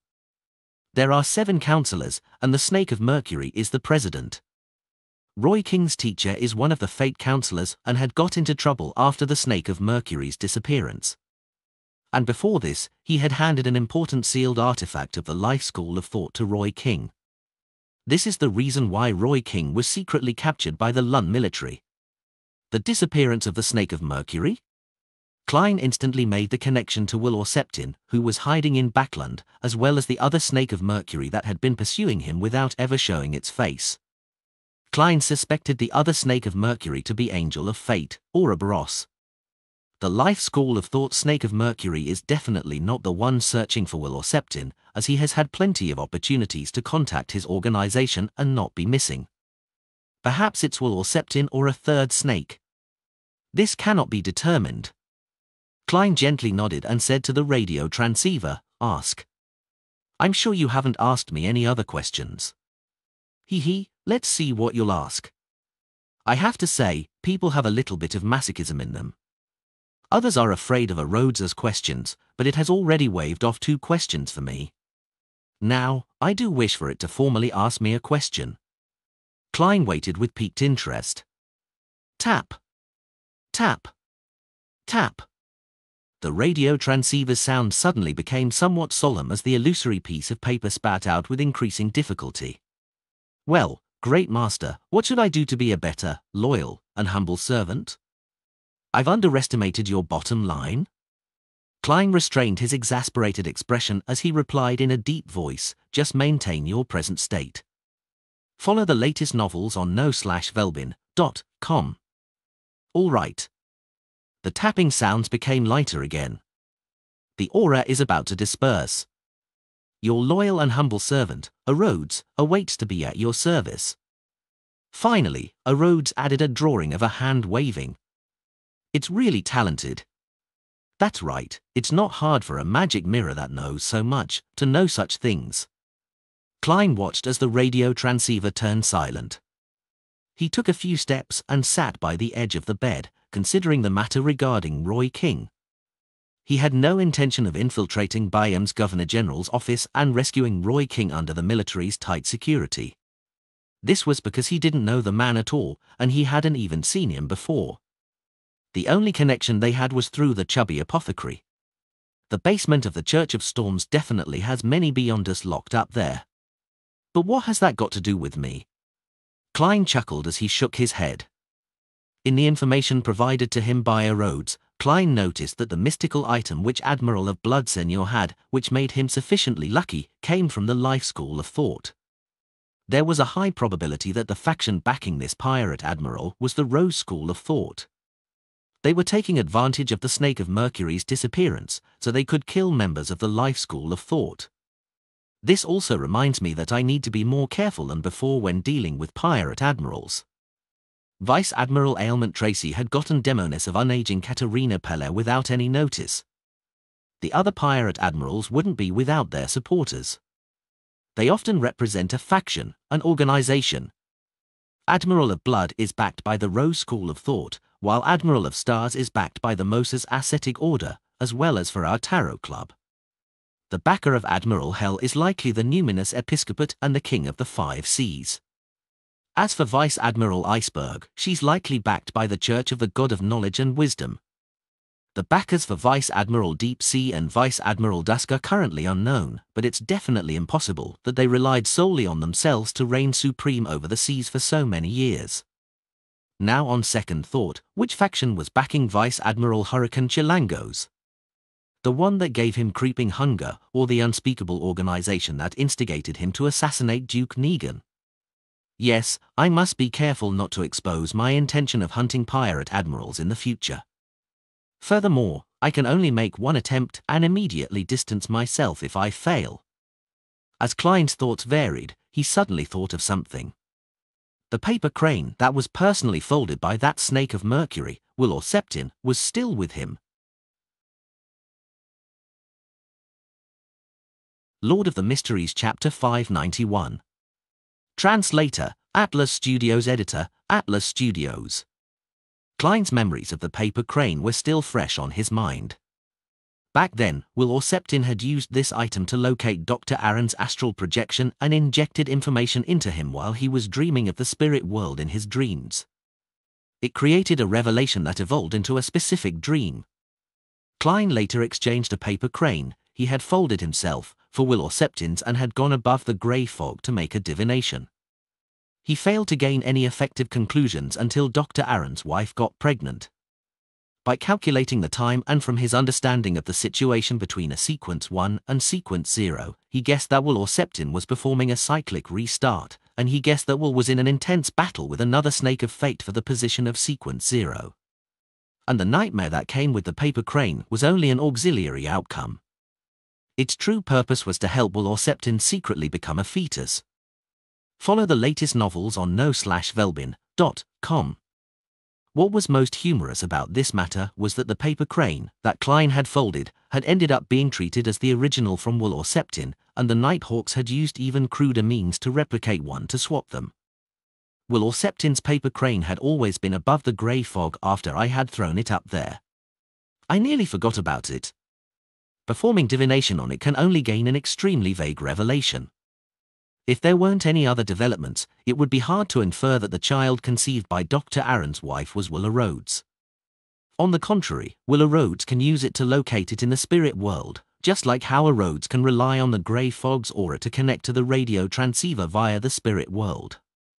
There seems to be some possibility for this matter. Klein suddenly sat straight and had an extremely creative idea. He wanted to use the paper crane to communicate with Will or Septin in a dream. This might not be of any use to me, the present me.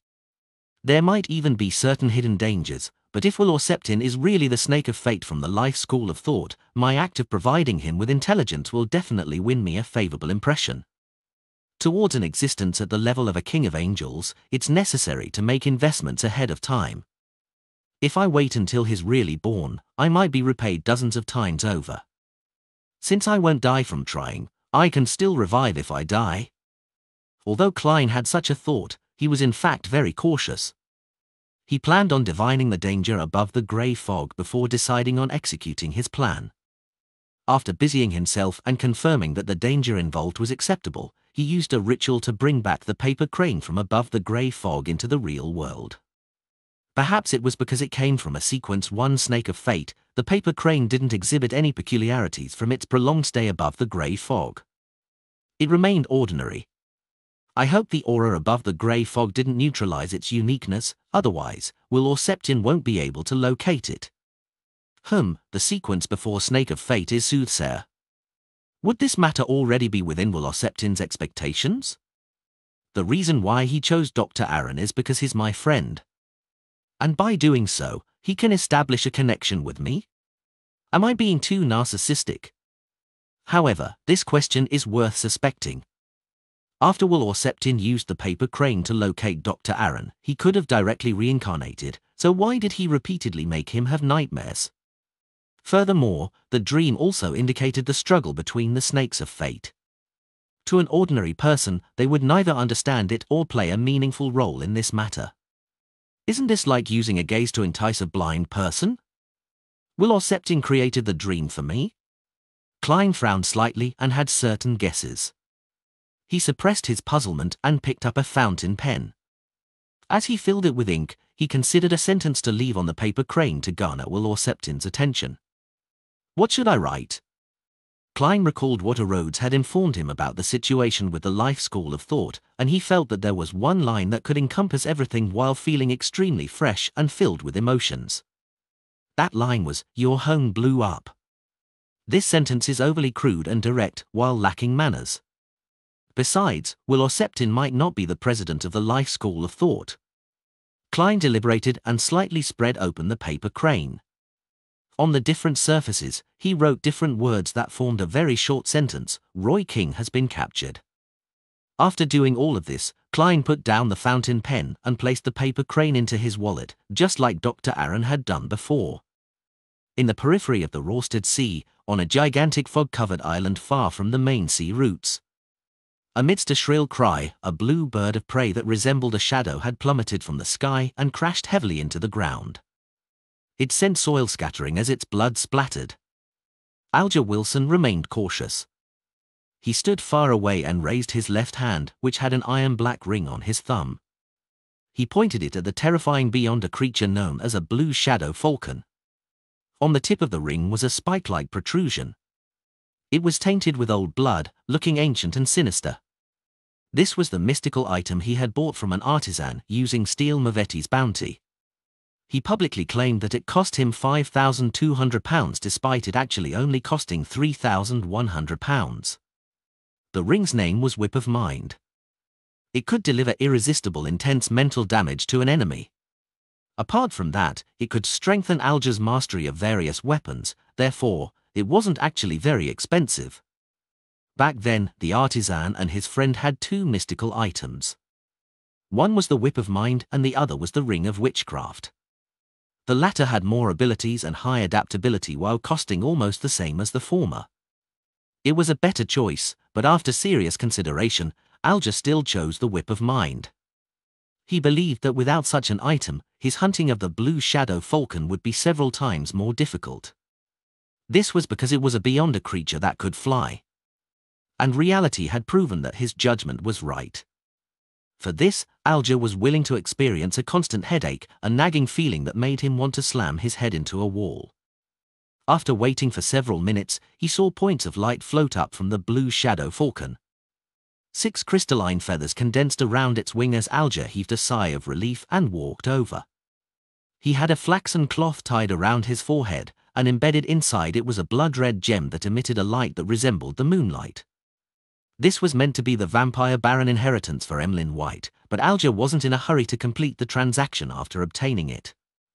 Instead, he used the characteristic, which he could use to a certain extent, to add insurance to his hunt for the blue shadow falcon.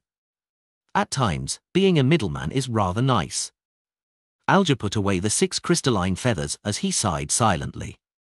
He straightened his body and looked towards the towering mountain peak and dense forest around it on the primitive island. He felt that many indescribable dangers lurked there. My strength is insufficient to explore the area. Alger retracted his gaze and walked towards the island's periphery, constantly wary for any predators around him. Soon, he jumped into the sea, and with his powers as a seafarer, he easily swam into the distance. His ghost ship was anchored there, and his sailors were still sleeping thanks to the sanguine's anesthetic gas. To come to this primitive island, the ship had to steer away from the main sea routes. In a situation where sea monsters lurked while the storms lingered, navigating would take at least 6 hours, with the danger of sinking at any moment. Only a seafarer who was familiar with the route could bring the ship close. Deep into the night, Klein, who had rested an entire day, put down his newspapers and burrowed into bed. Just as he was about to fall asleep, he suddenly thought of a problem. Now that Danitz has returned to the Golden Dream, would it be a waste for me to stay in a large suite alone? Klein nodded indiscernibly and decided to check out at daybreak and switch to another inn. After making up his mind, he quickly fell asleep. Suddenly, his mind became clear from its prior haziness. He knew that some force had intruded into his dream. I'm very impressive to be able to sense the dream intrusion of a snake of fate. Enough grey fog is very impressive. Klein surveyed his surroundings and discovered that he was located in a pitch-black desolate plain. Not far away was a black steeple. This was a scene he had formerly seen in Dr. Aaron's dream, but at this moment, there wasn't a mysterious silver giant snake on the steeple. Klein nodded in thought as he sped up his pace and entered the pitch-black steeple. It remained ancient and decadent. The layout was chaotic, with the staircase occasionally spiraling upwards and dropping downwards diagonally at times. Some of the rooms were normal, others were upside down, and there were others that were embedded into other parts. Passing through door after door and wall after wall, Klein once again arrived deep inside the Black Tower. There were tarot cards scattered around here as they clustered towards the ground in the middle, which was slightly protruded. There was a line of silver words and a portrait. The portrait was that of the chubby apothecary, and the silver words formed the sentence, "Inform Darkwill." So the chubby apothecary's name is Darkwill. Will Orceptin really is the snake of fate from the life school of thought. And I really can use the paper crane to communicate with him in a dream. Klein waited for a moment, and seeing that there weren't any other revelations, he exited the dream and fell asleep again. After daybreak, Klein asked if there weren't any additional charges for checking out at noon. He then put on his top hat and rode a carriage to the Red Theatre's entrance. This famous brothel was in its quietest period of the day. It was like it was a ghost house. Klein glanced at it before walking diagonally across to the alley and arriving outside Darkwill's folk herb store. He suddenly sensed something as he looked up at the roof, and he saw a fat owl perched there, looking at him. The chubby apothecary was apparently attempting to tame a beyonder animal before. Klein retracted his gaze in thought as he knocked on the door. Thump! Thump! Thump! Thump! Thump! Thump! After waiting for a while, he saw Darkwill open the door with his eyes hardly open. "You aren't sick," Darkwill said after observing him. Klein maintained German Sparrow's cold expression and politely widened the corners of his mouth. "Good morning, Mr. Apothecary. I found your teacher." "For real?" Darkwill asked in disbelief. "You just received the mission the day before yesterday." Lord of the Mysteries Chapter 592. Translator, Atlas Studios. Editor, Atlas Studios. What has me receiving the mission the day before yesterday have to do with when I find him? If I didn't need to spend a day waiting for the snake of fate, Will Orceptin, to locate me, I could have done so 24 hours earlier. That's what professionalism is. Klein answered calmly, "You can choose not to hear what I have to say." Darkwill choked back the words he had prepared as his facial muscles twitched. "Go ahead and say it." Follow the latest novels on no/velbin.com. Klein described flatly, "I received intel that Roy King has been captured by the military and is presently imprisoned in the Governor General's office. News I received from a Rhodes," he added inwardly. "For real?" Darkwill couldn't hold back again as he widened his eyes and blurted out a retort. Klein nodded indiscernibly and said, "My information source is sufficiently reliable. But I have no way of confirming it." Darkwill said in hesitation. "This is because it involves an important sealed artifact of the life school of thought," Klein said directly. Darkwill immediately jumped in fright as he took 2 steps back and looked around warily, afraid that someone had heard what Klein had just said. Can this sort of thing be said out on the street? He knows that we're from the life school of thought, and he knows that Old Man is involved in an important sealed artifact. I only learned of that from my last communication with him. Darkwill gradually began to believe the adventurer in front of him. Klein swept a glance at the owl who swooped down and landed on the chubby apothecary's shoulder. "You can make your payment. I can't confirm it. I can't just believe what you say, right?" Darkwill said stubbornly. Then he saw the eyes of the adventurer in front of him turn abnormally cold. He trembled and hurriedly said, "All right. I'll barely count it as you completing the mission." Unwillingly, he took out a wad of cash from a secret pocket in his witch doctor robes and handed Klein £100 in change. Although he was a beyonder, the physical enhancements he obtained from his job as an apothecary and beast tamer wasn't enough to play a role in direct combat. He wasn't necessarily able to defeat an ordinary person with a revolver. As for the beyonder pet he reared, it was also a fellow without any combat powers. Faced with an experienced and resourceful adventurer who was also likely a beyonder, both he and the owl together wasn't necessarily his match. All he could do was act as he said. It wasn't easy saving up that amount of money. He lamented inwardly. It was indeed profitable being an apothecary, even more so when out in the colonies. There were pirates, sailors, and adventurers. There were all sorts of people, and the official organizations were more relaxed on enforcing the rules. He could sell certain banned medicine without anyone coming to knock at his door.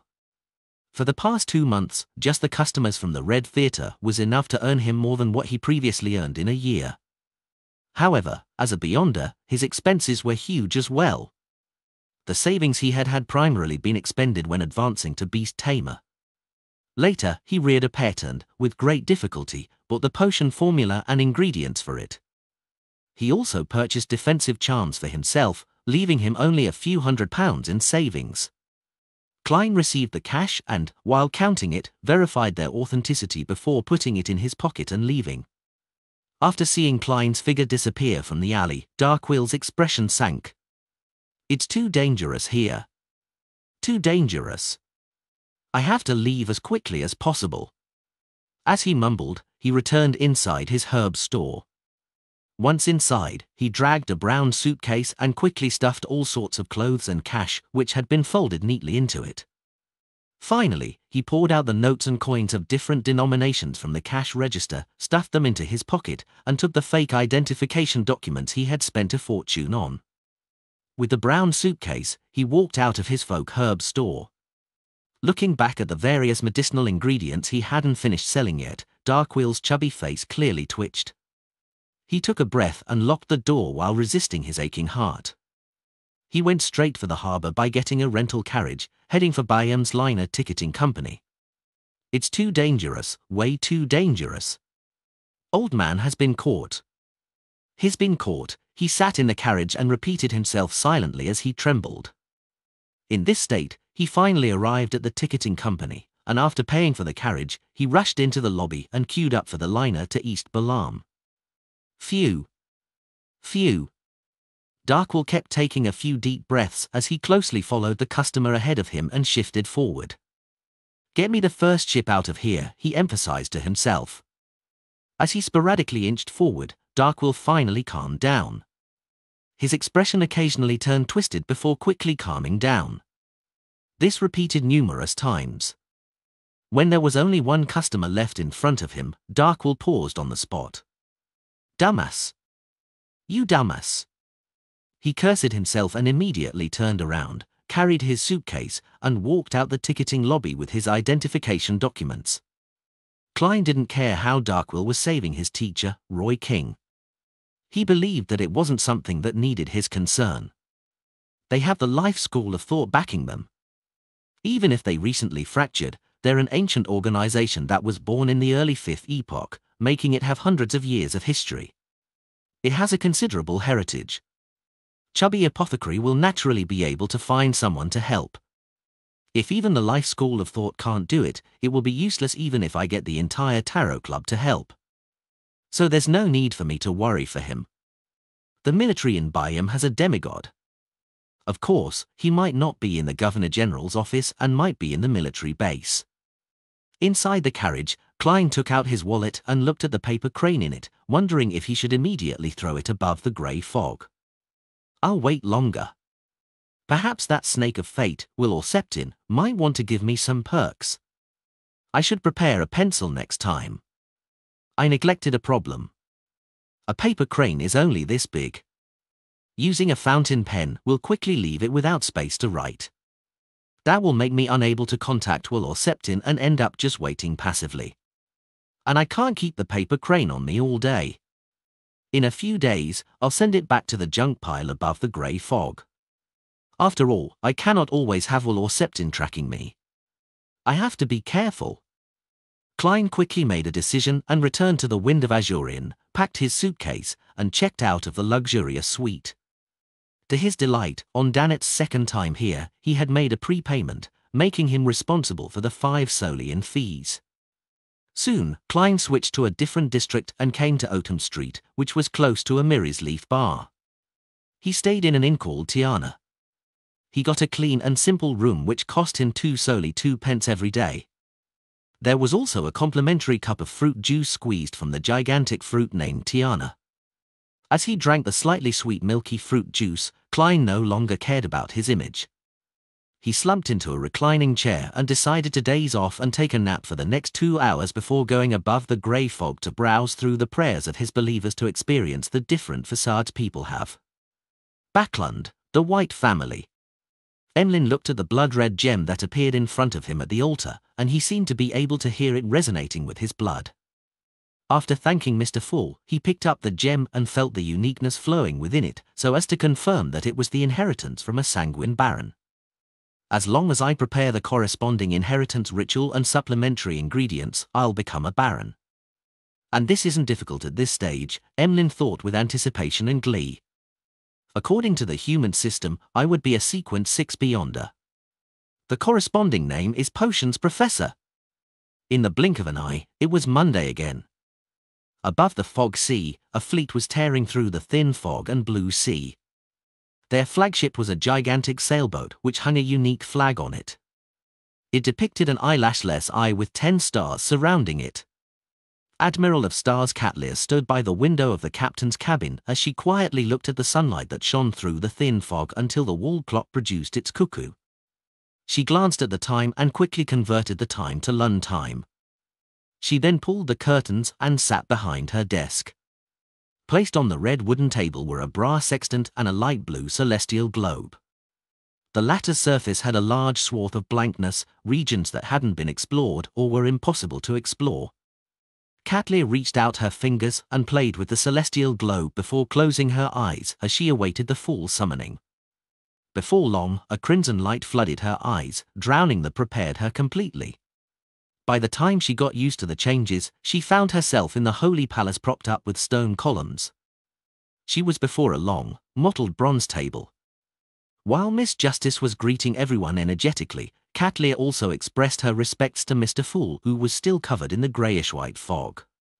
She did a simple sweep, and her black eyes with a slight tinge of purple suddenly constricted. She realized that the hanged man, the moon, and the sun who were sitting opposite her had slight changes in their outward spirituality. It was different from before. This indicated that they had advanced. This meant that they had advanced in the past few days. In just a week, 3 Tarot Club members have advanced. It's likely that the Hanged Man and the Moon have already reached sequence 6. Is this a coincidence? They happen to consume the potion this week? In terms of probability, there's a possibility. The Moon and the Sun were purchasing ingredients last week, but this also serves to show that the Tarot Club members advance very quickly, otherwise, there wouldn't be such a coincidence. Of course, it's not strange to advance quickly below sequence 5 once a Beyonder masters the acting method and isn't lacking in resources. From sequence 6 to sequence 5, there's a need for a ritual, and the digestion becomes increasingly difficult. It's difficult for such matters to happen again. Catlear retracted her gaze. Following that, Audrey apologized to Mr. Fool, saying that she hadn't been in contact with the psychology alchemists recently and wasn't able to provide any Roselle diary pages. Force was in a similar situation. Her teacher was slow in replying to her, and the cold weather outside left her resistant against the idea of heading out. Having just advanced and having many things to settle, Derek wasn't able to produce new ancient myths. Klein could only calmly nod. Upon seeing this, Derek heaved a sigh of relief and turned his head to the other end of the long bronze table. Mr. World, I've obtained a method for separating a Beyonder characteristic from the mental corruption left by a rampager. Don't say it so directly. At the other end of the bronze table, Klein's expression nearly froze. Little son, although you have promised several times in the past, making Miss Justice and Mr. Hanged Man know of this matter, can't you see that Hermit just joined? Klein resisted the urge to facepalm.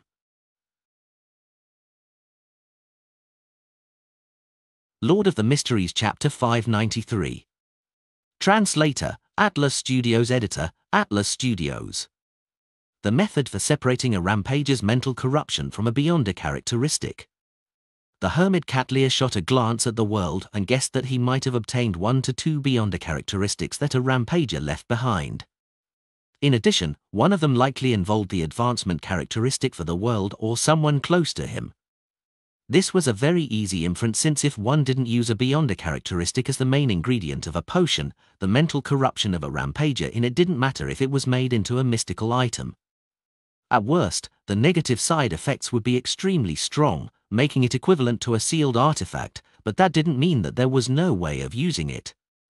After adjusting his emotions, Klein controlled the world to answer hoarsely, "Write it on a piece of paper and pass it to me."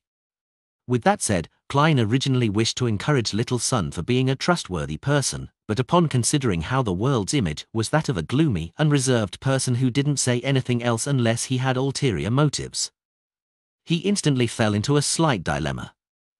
No, there's an ulterior motive. By letting Little Son maintain his principles, it will make things a lot easier in the future. To put it simply, it will be easier to fleece him. Of course, I'll have to suffer the damage from his honesty and uprightness as a result. The world is an experienced and shrewd beyonder in the eyes of Miss Justice, Mr. Hanged Man, and the others. They likely wouldn't notice any problems. Klein's mind raced as he made the world let out a deep laugh. You're really a trustworthy person. Your character is worthy of praise. The Hanged Man pricked up his brows and took the initiative to say to Derek, "I'm also interested in the knowledge regarding this. What can I use to trade for this information?" He planned to do the transaction if it wasn't too expensive, and he would give up if it exceeded his expectations. After all, he didn't have any use for it at the moment. Having been praised, Derek was still lost in his joy. After 2 seconds of thought, he said with abnormal sincerity, "Mr. Hanged Man, there's no need. You've often been giving me suggestions in the past when I was faced with trials. Just treat it as a way of showing my appreciation. If the world is a real person and was drinking, he definitely would have spewed out all the water in his mouth. Thankfully, he's neither drinking, nor is he real." Klein mustered all the beyonder powers of a clown to ensure his expression remained unchanged. The Hanged Man was briefly at a loss for words. The son's reply was completely out of his expectations. He had been traveling the seas for years and had experienced numerous encounters. His outlook on things was no longer that of black and white, with it mainly shades of grey. At this moment, he felt a baffling sense of guilt. "Your character is really worthy of praise." Alger quickly composed himself and praised Little Son. "Don't copy what I said. Can't you use a different sentence?" The world glanced at the Hanged Man as the fool lamented how wily old foxes were all one and the same. "Dumbass. No, he's dumber than an ass. A dumb sheep." The moon Emlyn silently condemned the sun. From this morning, he had been filled with anticipation for this tarot gathering, as he had already advanced to Baron and had wished to find a chance to covertly flaunt himself. They might not be able to tell, apart from Mr. Fool. Mr. Hanged Man likely can guess it. I should do something later to let them know that I'm an honourable Lord Baron. Emlyn pondered as he listened. Towards Little Son's words, Justice Audrey didn't feel any guilt or anger, as she knew very well that Mr. Hanged Man had been the one who had been guiding him every time. The others were only occasionally giving suggestions. This is the natural result of being a good person.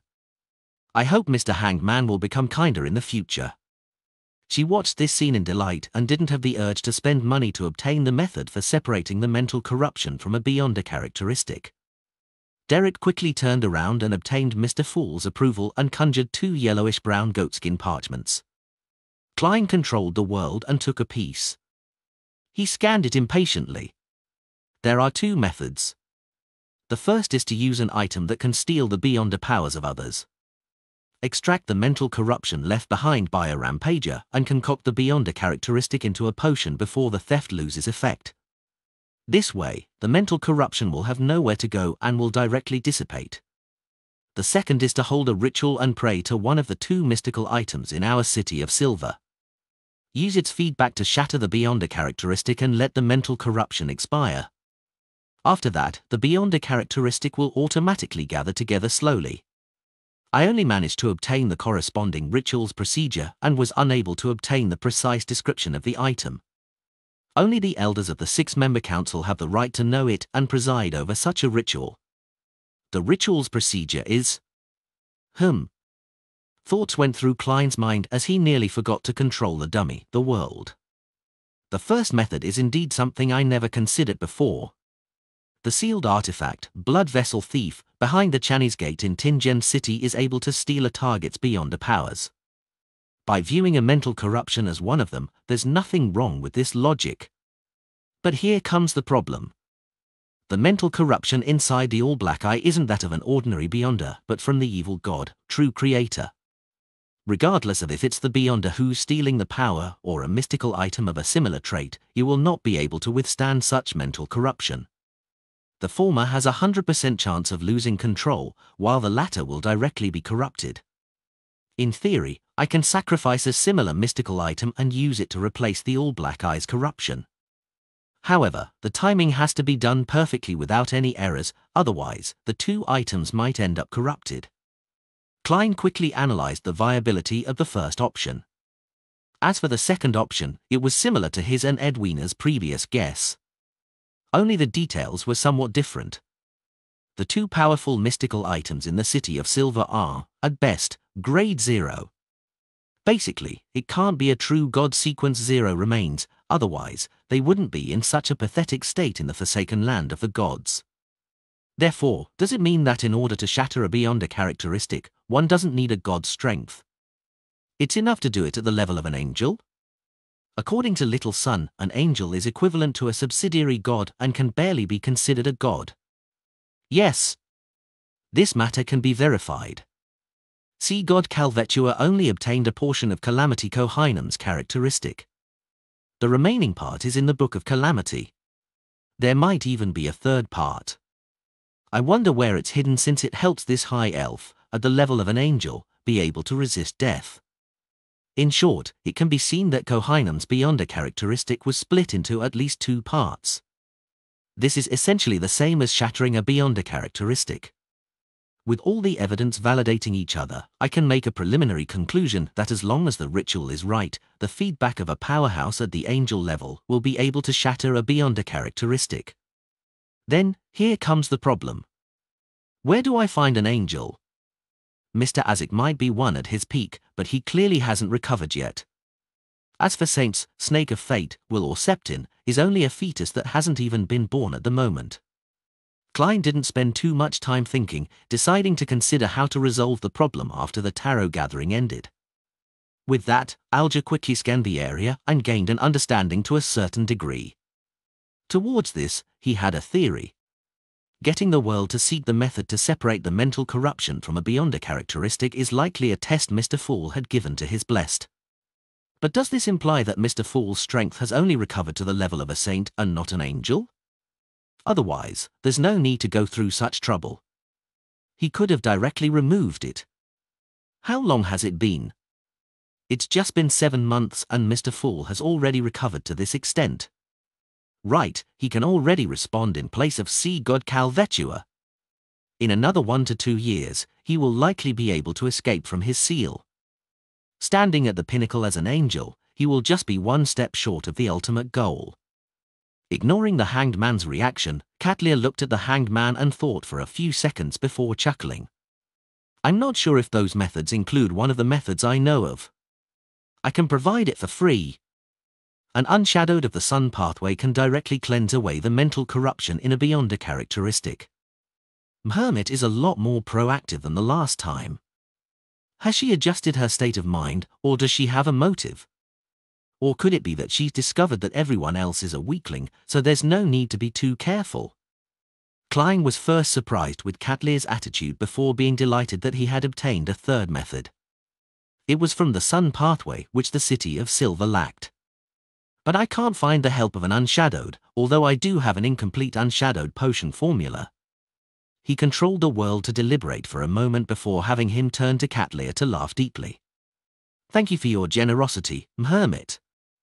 Following that, he switched to the demeanor of a salesman and asked Derek, do you know of a book named Grozel's Travels? Derek thought seriously before honestly shaking his head. No. No. Klein nearly failed to continue what he had to say, but thankfully, he steadied himself and let the world explain himself. It's a magical book that originates from dragons. Many of its owners have vanished. Originates from dragons? Audrey keenly noticed this important point as she asked with interest. Yes, a Beyonder plans on selling it for £8,000, the world said hoarsely. Updated from no/v/e/pound in.co/m. He didn't raise the price above Edwina's offer because he had yet to bargain with her. This was where he could profit on the trade. Besides, even if Edwina insisted on £8,000, he could still obtain Grozel's Travels and study it. It was worth the time he spent closing the deal. Audrey pursed her lips slightly as she darted her eyes around a little and cautiously asked, what's so magical about it? It requires further study. The world chose to be honest. I'll consider it. Audrey wasn't in a hurry to agree to it because £8,000 was also a considerable sum of money to her as well. Especially with her having just been reimbursed for Lie, it was very difficult for her father, Earl Hall, to accept a book of unknown purpose. And if she were to rely on herself, it would take her at least 3 to 4 months. This was built on the premise that she had already purchased the psychiatrist's Beyonder characteristic for Susie. Hence, she turned to ask the world about the psychiatrist Beyonder characteristic. I mainly spent this week hunting Vice Admiral Ailment and failed. I didn't find a grazing target to switch to.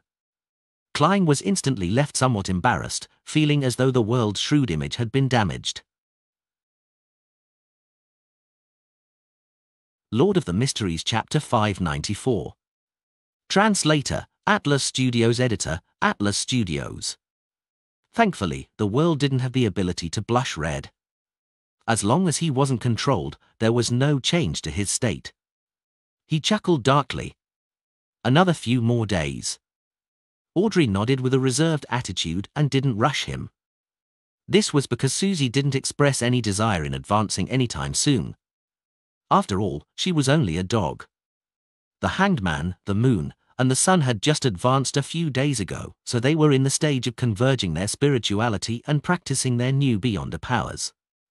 They had no desire to purchase the subsequent potion formulas or corresponding sanguine inheritance. They calmly waited until the transaction phase came to an end. Besides, they didn't have spare cash. Although Alger had lowered the price Emlyn White had to pay for the Sanguine Baron inheritance to £4,300 and £300 in commission, allowing him to earn £1,400, he had spent quite a bit on the Whip of Mind. All he had left was £1,445. After purchasing the Sanguine Baron inheritance, new dolls, and doll dresses, he still had £2,300 in savings. Although it seemed like a sizable amount, the subsequent ingredients were that of a sanguine viscount. It would cost at least £8,000. As for Derek, he had exchanged all his merit points that he had previously accumulated, and he was waiting to be sent out for a patrolling or exploration mission.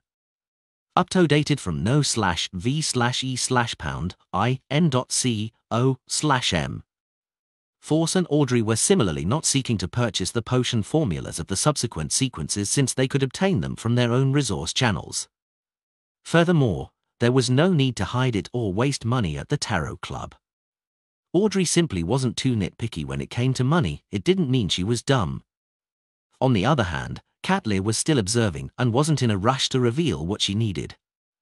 On the other hand, she didn't believe that the other Tarot Club members apart from Mr. Fool could provide anything she needed. After all, to a pirate admiral who had advanced to Sequence 5 for years, what she desired most was the level of demigod.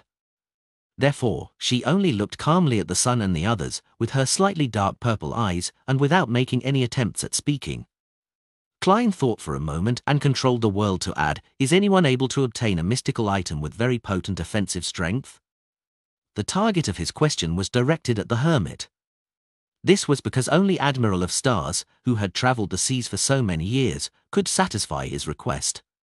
Even the hanged man and that artisan he knew couldn't do it unless he could provide them with a corresponding sequence 6 or even a sequence 5 beyond a characteristic.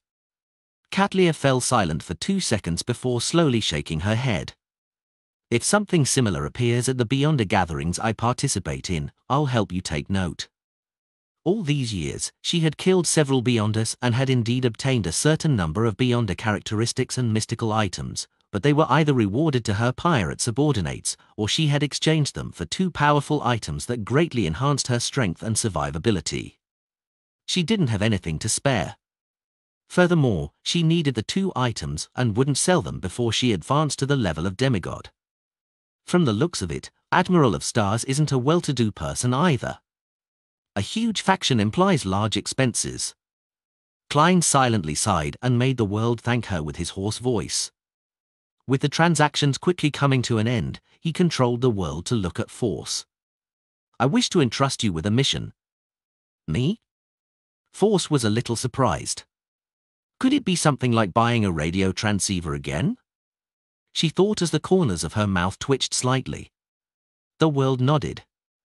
"Go to William Street, which borders Westborough and Empress Borough, and circle the place. Do it once every 2 to 3 days. Take note of any abnormalities. If there are any, then inform me immediately." He didn't use Mr. Fool to bring focus on the matter, as everyone was already used to it and experienced.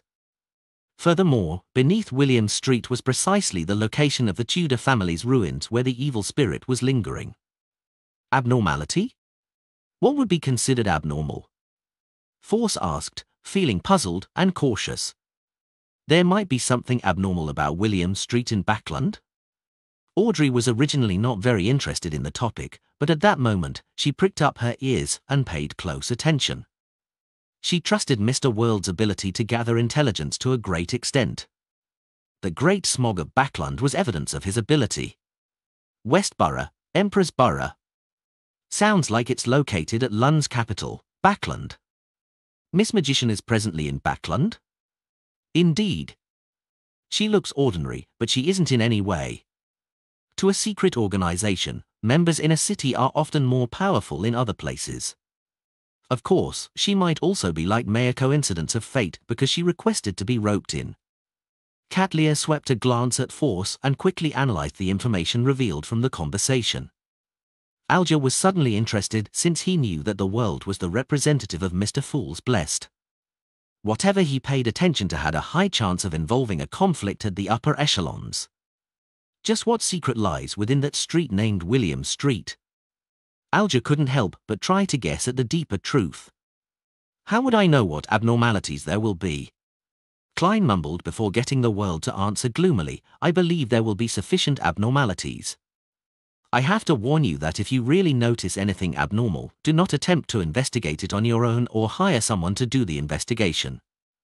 It will be very dangerous." "How much do you think is an adequate reward?" "Very dangerous." Force instinctively wished to decline the mission. However, considering how immense the influence of the great smog of Backland was, one that even affected her, she wasn't sure if this abnormality wouldn't cause her harm. As such, she became hesitant. After a few seconds, she changed her languid seating posture and said, £100. Much lower than I imagined. The world chuckled.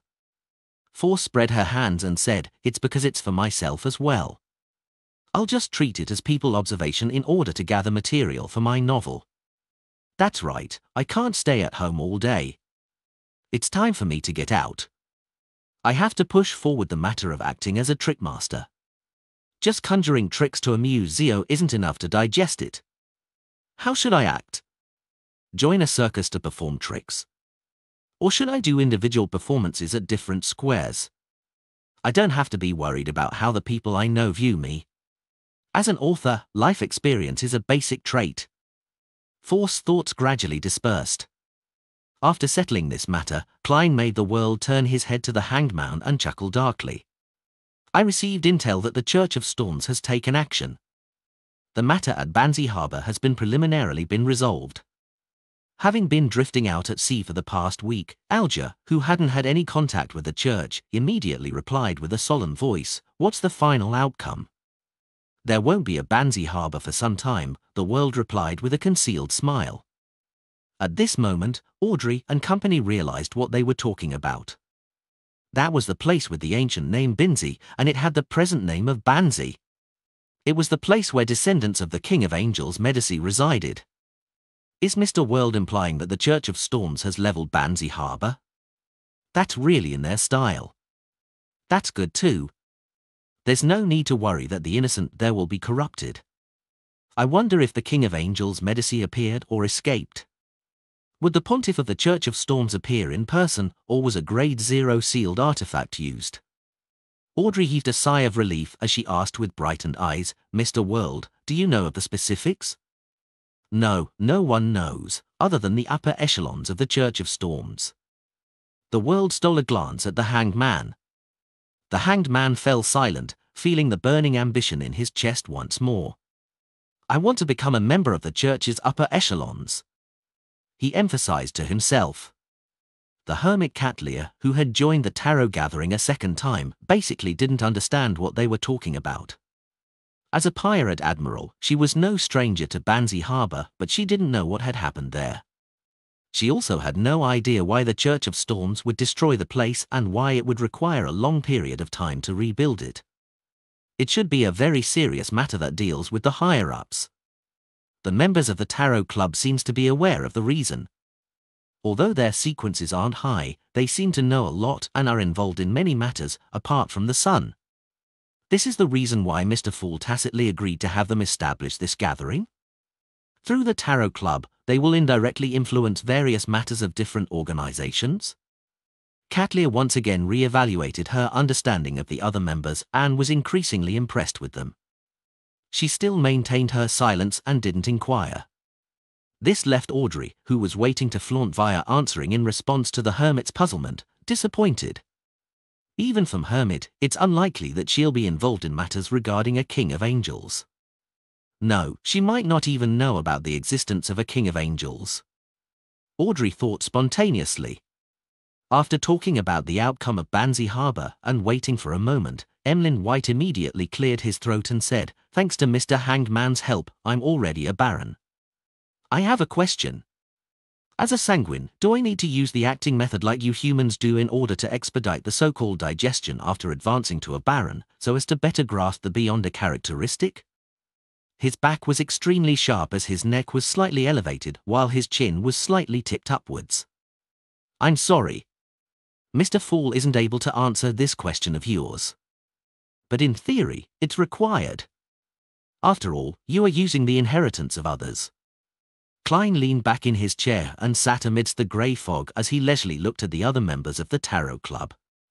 Catleya scanned her surroundings and said, "A sanguine baron corresponds to the Sequence 6 Potions Professor?" "Yes," Emlyn replied, unable to hide his smile. He wasn't stupid. From the previous transactions and interactions, he had determined the sequences of the other members apart from the world. He believed that he was one of the strongest members of the Tarot Club.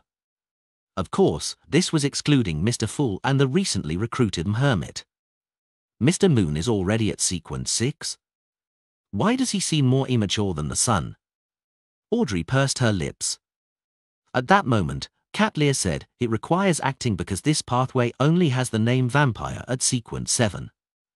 As for you, you were born in that state. There's no need to act, but it's required for the other sequences." "Hermit, which pathway does that Sequence 7 belong to?" Audrey blinked her eyes as she curiously asked before Emlyn White could say a word. Lord of the Mysteries Chapter 595. Translator, Atlas Studios. Editor, Atlas Studios.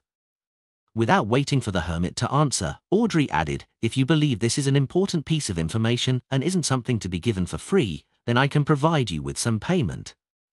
"No, there's no need to. Anyone familiar with the Faina Potter's Church of Earth Mother will have some understanding of this." Cat Lear didn't doubt Miss Justice's sincerity when it came to the principle of equal exchange. She believed that Miss Justice was fully capable of satisfying her price in terms of wealth and resources, but she decided to provide the information for free. Firstly, it raised Miss Justice's impression on her and would build a foundation for any future transactions. Secondly, by providing the information, she could observe the reactions of the members and estimate their standing in their own organizations and factions. I'm very familiar with the Earth Mother's blessed, Bishop Utravsky, but I didn't know anything about that. Of course, I truly am a little scared of him. His height and build are just too intimidating. Every time I'm there, I only seek out Emlyn White.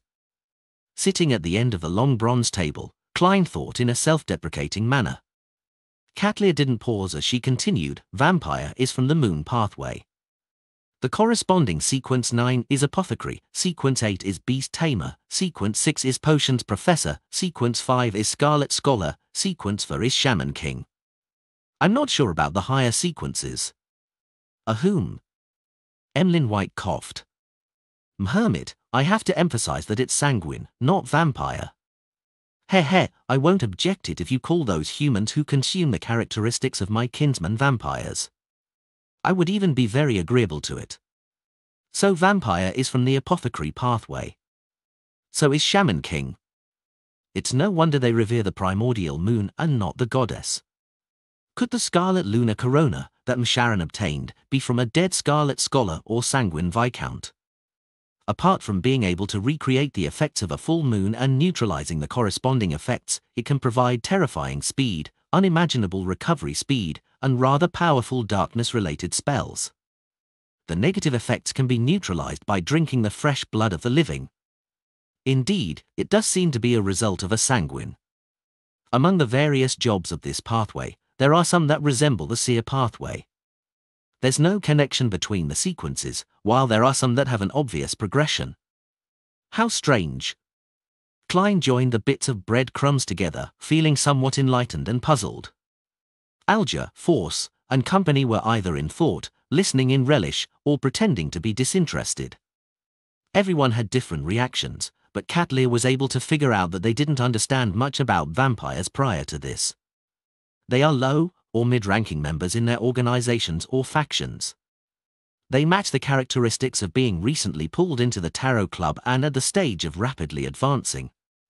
The world didn't react. Either his very stayed, or he long knew of the matter regarding vampires, or both. After repeated observations, I have to admit that the world is the Tarot Club member that needs to have the most attention paid to and be guarded against. Audrey listened with great interest as she thought over it carefully. As though she was attending a family education class, she raised her hand slightly. Hermit, why are the sequences in the moon pathway seemingly unrelated? The hermit Cat Lear looked at Miss Justice and discovered that the dress and accessories she wore were completely different from the last gathering. There was no repeat, but it exuded her luxurious and noble bearing. As her mind went adrift, she seemed to see the portrait of the Queen back when she was young. Every piece of clothing she wore was completely different. The same set of clothing was never worn a second time at a formal event. After a moment of silence, Cat Lear said, a pathway sequence doesn't necessarily need to be related or superficially connected. The common trait is that this pathway corresponds to the god's domain. For example, the moon represents spirituality, plants, beauty, parts of life, parts of darkness, and parts of mystery. Therefore, this pathway has apothecary of the plant domain, vampire of the life domain, and beast tamer of the intersection of life and spirituality. Sanguine. Emlyn White emphasized and lifted his chin slightly. This should be why us sanguine are very handsome and beautiful. No, that's not the case. The vampires I've seen are all disgusting and ferocious. Derek retorted weakly in his heart. It can be explained in such a manner? It's quite different from Captain's and Daly's explanations. Different pathways represent the domain possessed by a sequence 0. Or could it be that the two combined is the most accurate answer? I wonder what the domains the sequence 0 of the seer pathway represents. From the symbol behind my chair, it represents strangeness and change? Klein's expression didn't change as his mind whirled. Audrey easily understood Hermit's explanation and couldn't help but guess the name of her pathway sequence 0. It's definitely dragon. There are many species of dragons. Many powers are not contained within this pathway. It's closer to the domain represented by the mind dragon. I wish Mr. Fool can quickly find the card of blasphemy of this corresponding pathway. That Grozel's travels originates from dragons. I wonder if it has anything to do with a mind dragon. At this moment, Emlyn asked as a form of validation, that is to say that to successfully become a sanguine viscount, I similarly have to act as a potions professor, even if I'm a favourite of the moon. My dear Emlyn, I know you are trying to bring attention to the latter half of your sentence. Klein nearly reached out his right hand to pinch his chin. This was also one of the reasons why he had entrusted Miss Magician to check for abnormalities in William Street. He ultimately felt that Emlyn White, a vampire who didn't enjoy going out or socializing, was rather unreliable at present. Another reason was that he knew that he was being controlled by the Sanguine's upper echelons in secret. Getting him to head to William Street made it easy to expose the matter regarding the underground ruins. Yes. Catlear nodded. The exchange continued, and as it came to a close, Audrey seemed to recall something. She turned her body and looked towards the end of the long bronze table. Mr. Fool, the second round of the Civil Servant Unified examination officially ends today. What's left is the final interview. Her tone was brisk and with clear, delightful emotions. It was like an excellent student reporting her results to her parents. From her point of view, the Civil Servant Unified examination was a suggestion raised by Mr. Fool in passing. She had pushed forward the idea via inconspicuous methods, the first time she had attempted to use her beyonder powers to change reality. Therefore, she had always paid great attention to it, often reporting the situation to the suggester. The second round of the examinations are over? I wonder if Benson can pass and have the opportunity of entering the final interview. Klein leaned back and suddenly felt wistful. He nodded slightly and said with a smiling tone, "Not bad." Audrey, who had been praised by Mr. Fool, became happier. She felt that she was indirectly changing the fates of many people, allowing people who were stuck in the lower and middle classes to have a chance at entering the middle and upper classes. When Catlear heard this exchange, she couldn't help but frown. She felt that this was very different from the style the Tarot Club had previously shown. Could it be that the reforms of the past half a year in the Lund Kingdom were a result of the Tarot Club's turning of the wheels? As a young noble lady, Miss Justice played an important role? If that's the case, I have to re-evaluate my views. Although the members aren't of a high sequence and are low-ranking members of their organizations, they're still able to influence the situation of the world to a certain extent. Catlear retracted her gaze and considered whether she wanted to use her different resource channels to figure out the backstory of Lund Kingdom's reforms. After a few minutes of exchanges, the Fool Klein announced the end of the gathering. While Miss Justice and company got up to express their farewells, he severed the connection and leaned back into his seat. He silently watched the endless greyish-white fog around him for a very long while. Backland. In a coffee shop next to King's Avenue. Melissa was holding a porcelain teaspoon as she gently stirred the black tea which had a lemon in it. From time to time, she would turn her head to look out into the faint fog.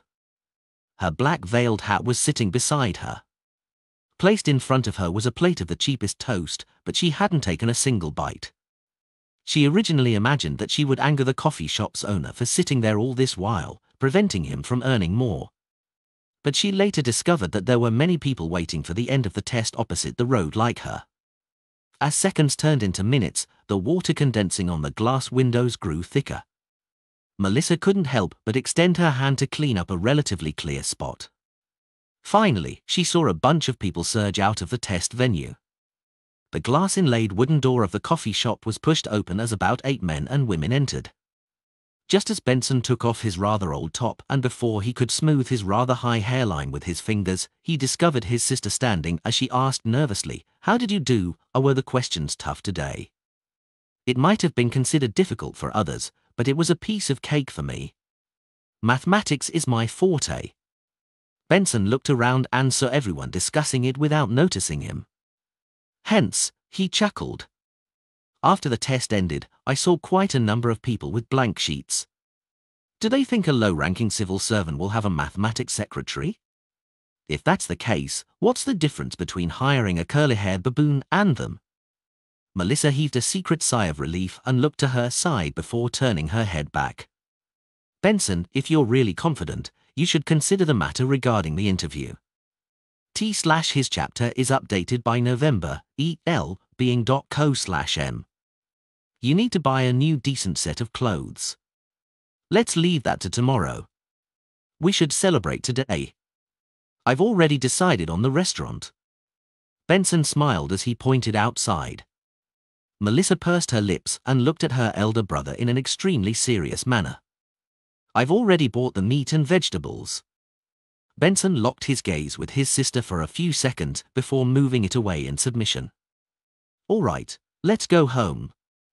Above the grey fog, Klein gradually found his train of thought and calmed his emotions. He began considering how to separate the true creator's mental corruption of the all-black eye.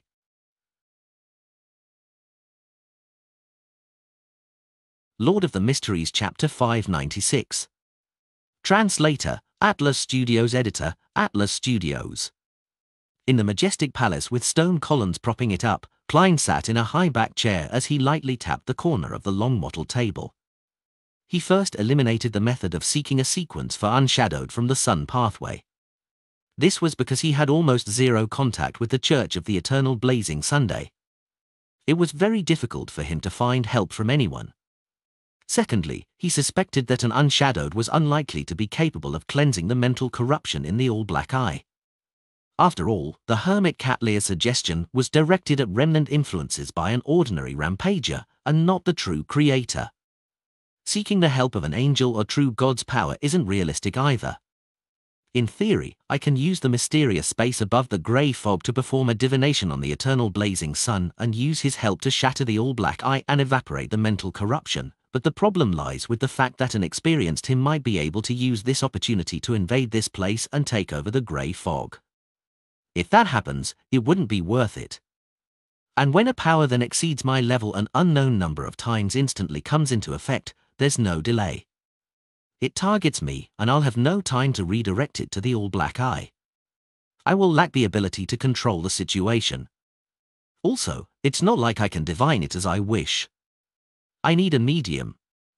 I previously used the mutated sun sacred emblem, which had the eternal blazing sun's divine blood in it, as well as the ear that was corrupted by the true creator. Currently, the mediums I have are Mr. Door and the Hidden Sage. I can use the ravings that Miss Magician hears during the full moon, as well as Knowledge's pursuit of Admiral of Stars to make an attempt. But similarly, the counterattack isn't directed at the all-black eye, and I don't have the means to divert the attack. Mr. Azik has yet to recover. Snake of Fatewell or Septin has yet to be born. From the looks of it, I can't find an angel to help me either. Sigh, I still know too few high-ranking figures. Right, there's also something akin to an angel, the evil spirit in the ruins under Backland that's suspected to be King of Angels Medici. But that fellow is scheming with unknown plots and malicious intent. Unless there's no other method, I will not consider it. Yes, taking the risk isn't worth it at all.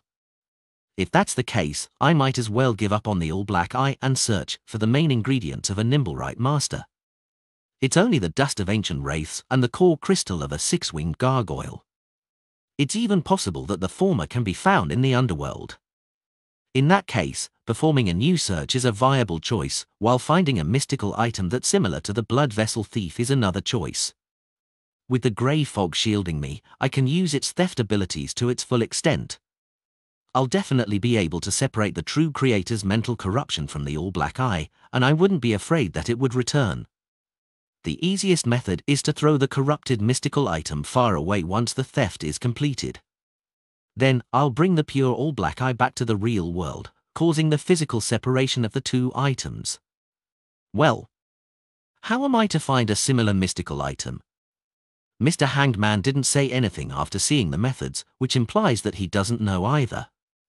However, I can ask at the next tarot gathering. Hermit, Miss Magician, Miss Justice, Little Sun, and Emlyn White all have their corresponding information and resource channels. I can try searching for it myself this week. I'll start with Vice Admiral Iceberg. Her third mate, Flowery Bow Tie Jodson, has beyonder powers that can steal. Perhaps he might know where there might be similar mystical items. Klein's thought process gradually cleared up as he formulated an initial plan. He first performed a divination before rapidly returning to the real world. He got out of the decadent state of laying slump in the reclining chair drinking beverages and reading newspapers as he quickly set up a ritual. It was still 3 candles, but the difference was the symbol he drew. It was the sacred emblem of the god of knowledge and wisdom, an omniscient eye on an open book. The ritual's silver dagger also switched to a brass knife. In mysticism, the blue star corresponded to the god of knowledge and wisdom, and the metal that belonged to the blue star's domain was mercury and brass. Klein had long considered the problem of contacting Vice Admiral Iceberg Edwina Edwards. Therefore, he prepared a set of soulful ritual materials. After a series of processes, he burned the corresponding herb powder, and he dripped the extract and essence from lavender and mint. Amidst the faint, clear, and mysterious fragrance, Klein took a step back and used ancient Hermes to recite an incantation. I pray for the power of knowledge. I pray for the power of rationality. I pray for the God of wisdom's loving grace. I pray that you allow me to communicate with the spirit of Edwina Edwards, the teacher who pursues knowledge, the researcher of spirit world creatures, Vice Admiral Iceberg of the Seas, who hails from Lenberg. Klein's voice reverberated as the altar instantly turned gloomy and cold. Be it the brass knife or the metallic bottles, all of them floated up. It succeeded. The Golden Dream is still within 500 nautical miles. Klein first felt a sense of delight before he saw the flames of the 3 candles lengthen. They were tainted with a pale white with a hint of dark green. He knew that the soulful ritual was essentially to free his body and allow the target's astral projection to possess him to establish an effective communication channel. He would be lacking in the necessary protection, making it easy to be attacked by the target of the soulful ritual. Therefore, he had divined ahead of time to determine the danger from this matter. Besides, after meeting and conversing with her, he believed that Vice Admiral Iceberg Edwina wasn't a person with malicious intent. He temporarily found her trustworthy. At this moment, the wind within the wall of spirituality produced mournful sounds. Klein only felt an ice-cold power descend upon him from the void in an attempt to enter his body. Then, he was surprised to discover that it wasn't like he expected. He had the necessary strength to resist and control himself instead of being possessed by her. What's happening? Just as he had the thought, he began to see a faint, formless grey fog around him. This was a trait he possessed after advancing to faceless. The power of the grey fog was able to slightly leak into reality. Amidst his racing mind, Klein didn't hesitate to wave his arm. He pointed to a coat hanging on a coat rack, throwing the ice-cold power onto it. The black tweed coat on the coat rack strangely floated up as the arms raised up, looking somewhat clumsy. It was as though an invisible person was wearing his coat. The black coat floated 2 meters forward before coming to a pause. The 2 sleeves raised up and formed in times. What does that mean? Klein was taken aback before he realized what Vice Admiral Iceberg meant. Without a mouth, I can't speak. Without hands, I can't write. This is awkward. Klein thought for a moment and directly said, I need a mystical item that can steal the beyonder powers of others. Might I know if you have one? If you don't, can you ask your third mate for me? Flowery Bow Tie Jodson? The corresponding answer can be written in a letter. Summon my messenger to send it over. The black coat sleeve spread out and motioned with a lowering gesture. Following that, it lost its soul and fell to the ground, no longer appearing as straight as before. That means yes? Klein sighed silently and quickly ended the ritual. He hung up the black coat and used a brush and handkerchief to clean it. Then, he wrote a letter and asked Mr. Azik a similar question. He summoned the messenger by blowing the copper whistle. After the letter was taken away, Klein attempted the third method with great drive. he took out the paper crane from his wallet and carefully spread it out. He wrote with a pencil on it, "Might I ask where I can get a mystical item that can steal the beyonder powers of others?" Putting down the pencil, Klein restored the paper crane according to its lines. He was quite pleased with his improvement at handicraft. In the evening, after Klein browsed through the prayers of his believers, he returned to the real world and went to the washroom to enjoy a rather comfortable hot bath. This allowed him to quickly fall asleep after entering his bed. This continued until he suddenly sensed an external force invading his dream. It was the same desolate plains with the towering pitch-black steeple. With familiarity, Klein passed through the doors and walls until he entered deep inside the tower. There was still a deck of tarot cards scattered here. They surrounded a central protrusion as though they were making a declaration. However, as a seer, Klein could only interpret it as chaotic and contradictory. On the protruded area, the text had already changed.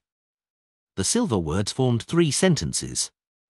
The first line wrote, "I'm only a child that has yet to been born." Klein's expression froze as though he was hearing an infant cry, "Please, I beg you. Don't make things difficult for me." Such communication is very tiring. All latest novels on novelbin/.com. The second line was equally succinct. "The clue lies in you." The third line was, "Don't ask me what the clue is because I have no idea either." That is to say, that snake of fate will or Septon can foresee a clue on me, but he is unable to foresee what it is exactly. That feels like a charlatan's divination. No, I can't say so. I can't include myself in such criticism. Klein remembered the information and exited the dream before returning back to sleep until daybreak. After breakfast, he began recalling the items and matters he had experienced before to seek out the so-called clue. At this moment, his spiritual perception was triggered as he quickly activated his spirit vision. The skeleton messenger remained huge, but unlike the last time, its head didn't pass through the ceiling. This was because it had spewed up from the floor, so half its head was in the level below. In such a situation, it looked at Klein at his eye level and placed the return letter on his palm. Seeing the messenger crumble like a falling waterfall, Klein was taken back. He muttered, feeling both angry and amused, "So you do know some manners. You're getting more considerate after all. You've changed greatly after knowing that you wouldn't be transferred to me." Klein rapidly retracted his gaze and opened the letter to read Mr. Azik's reply. "Stealing the beyonder powers of others is from the Marauder pathway. In the 4th epoch, it belonged to the Amon family, the Zoroast family, and the Jacob family. They seldom appeared after the War of the 4 Emperors. Rumor has it that some of their members have formed an alliance and call themselves Hermits of Fate. I can't remember any further. You can try attacking from the angle of the descendants of these 3 families. Amon. So a blasphemer refers to this pathway? The Jacob family was one of the 5 angel families of the Tudor dynasty. It was equal to Abraham, Amon, Antigonus, and Tamara. As for the Zoroast family, it's from the Solomon Empire. Hermits of Fate. Fate, hermit. The clue lies in me. Klein suddenly sat up and recalled an item. It was the mysterious badge from Lenivus. The symbols on it were none other than that of fate and concealment. Lord of the Mysteries, Chapter 597. Translator, Atlas Studios. Editor, Atlas Studios. Lenivus is likely a Sequence 8 swindler. This happens to be from the Marauder pathway. It's not incomprehensible or unacceptable that he would have the admission ticket to the corresponding gathering. On the contrary, it's very logical. Purchasing a mystical item, which can steal the beyonder powers of others, at a gathering with the Hermits of Fate is definitely much easier than other circles. From the looks of it, this is the so-called clue or Septon mentioned. Klein sat by the edge of the bed and suddenly brightened up. He hurriedly set up a ritual to summon himself and went above the grey fog to bring back the eyeball-sized badge to the real world. On the front of the badge was a symbol that depicted fate and concealment, and behind it was a ring of tiny and compact words in ancient Hermes: "You can join if you have this item." Klein was just about to inject his spirituality to activate the badge and send out the information to synchronize it with the latest gathering time and location when he suddenly turned hesitant. How careless am I? I actually forgot to divine if doing so will be dangerous. If that gathering has Lenivus demigod senior and he uses it to lock onto me, that will be troublesome. It's just like how Vice Admiral Ailment Tracy was able to quickly find a demoness of unaging to help her. I must take precautions. A person should be rash when the time calls for it and be a coward when necessary. Klein smacked his forehead and cautiously returned to the mysterious space above the grey fog where he used spirit dowsing to perform a divination. After receiving a revelation that there wasn't any danger, he breathed a sigh of relief and left the grey fog. He then sat in the reclining chair in his inn room. With the injection of his spirituality, the badge emitted a blurry luster and quickly condensed into an inconspicuous light beam, shooting out into the air. Before long, the same light beam returned and dispersed, transforming into a palm-sized piece of illusory goatskin parchment. On it was written the words in ancient Faisak, the 6th of June, 1350, 9 p.m. at the Tussog River's estuary. That's another 4 more months. With this much time, it wouldn't be a problem for me to find the Nimblewright Master's main ingredient all over again. The only obstacle is a lack of money, but that's not too difficult. I now have a wealth of £6,945. I should have more than enough after selling another 1 or 2 beyonder characteristics. Besides, there are so many moving bounties at sea. No, I can't be so conceited. I have to eliminate the 4 kings and the 7 admirals. What kind of clue is this? Klein leaned forward, arched his back, and began thinking hard. As he thought about the gathering of the Hermits of Fate, he suddenly thought of someone, Leonard Mitchell. My dear poet had participated in the Hermits of Fate gathering in Baber Valley. Regardless of his goal, whether it's for official work or private matters, there's a possibility of him obtaining a mystical item that can steal the beyonder powers of others. I can borrow it from him or buy it through him. This is the real clue? Klein felt energized as he quickly came up with a rough plan. First step. Place the radio transceiver above the grey fog to accumulate its aura. Second step, use the radio transceiver to contact Rhodes a few days later. Third step, ask it where I can, with relative ease, obtain mystical items that can steal the beyonder powers of others. If the answer is very clear, the fourth step will follow what the information says, easily completing my goal.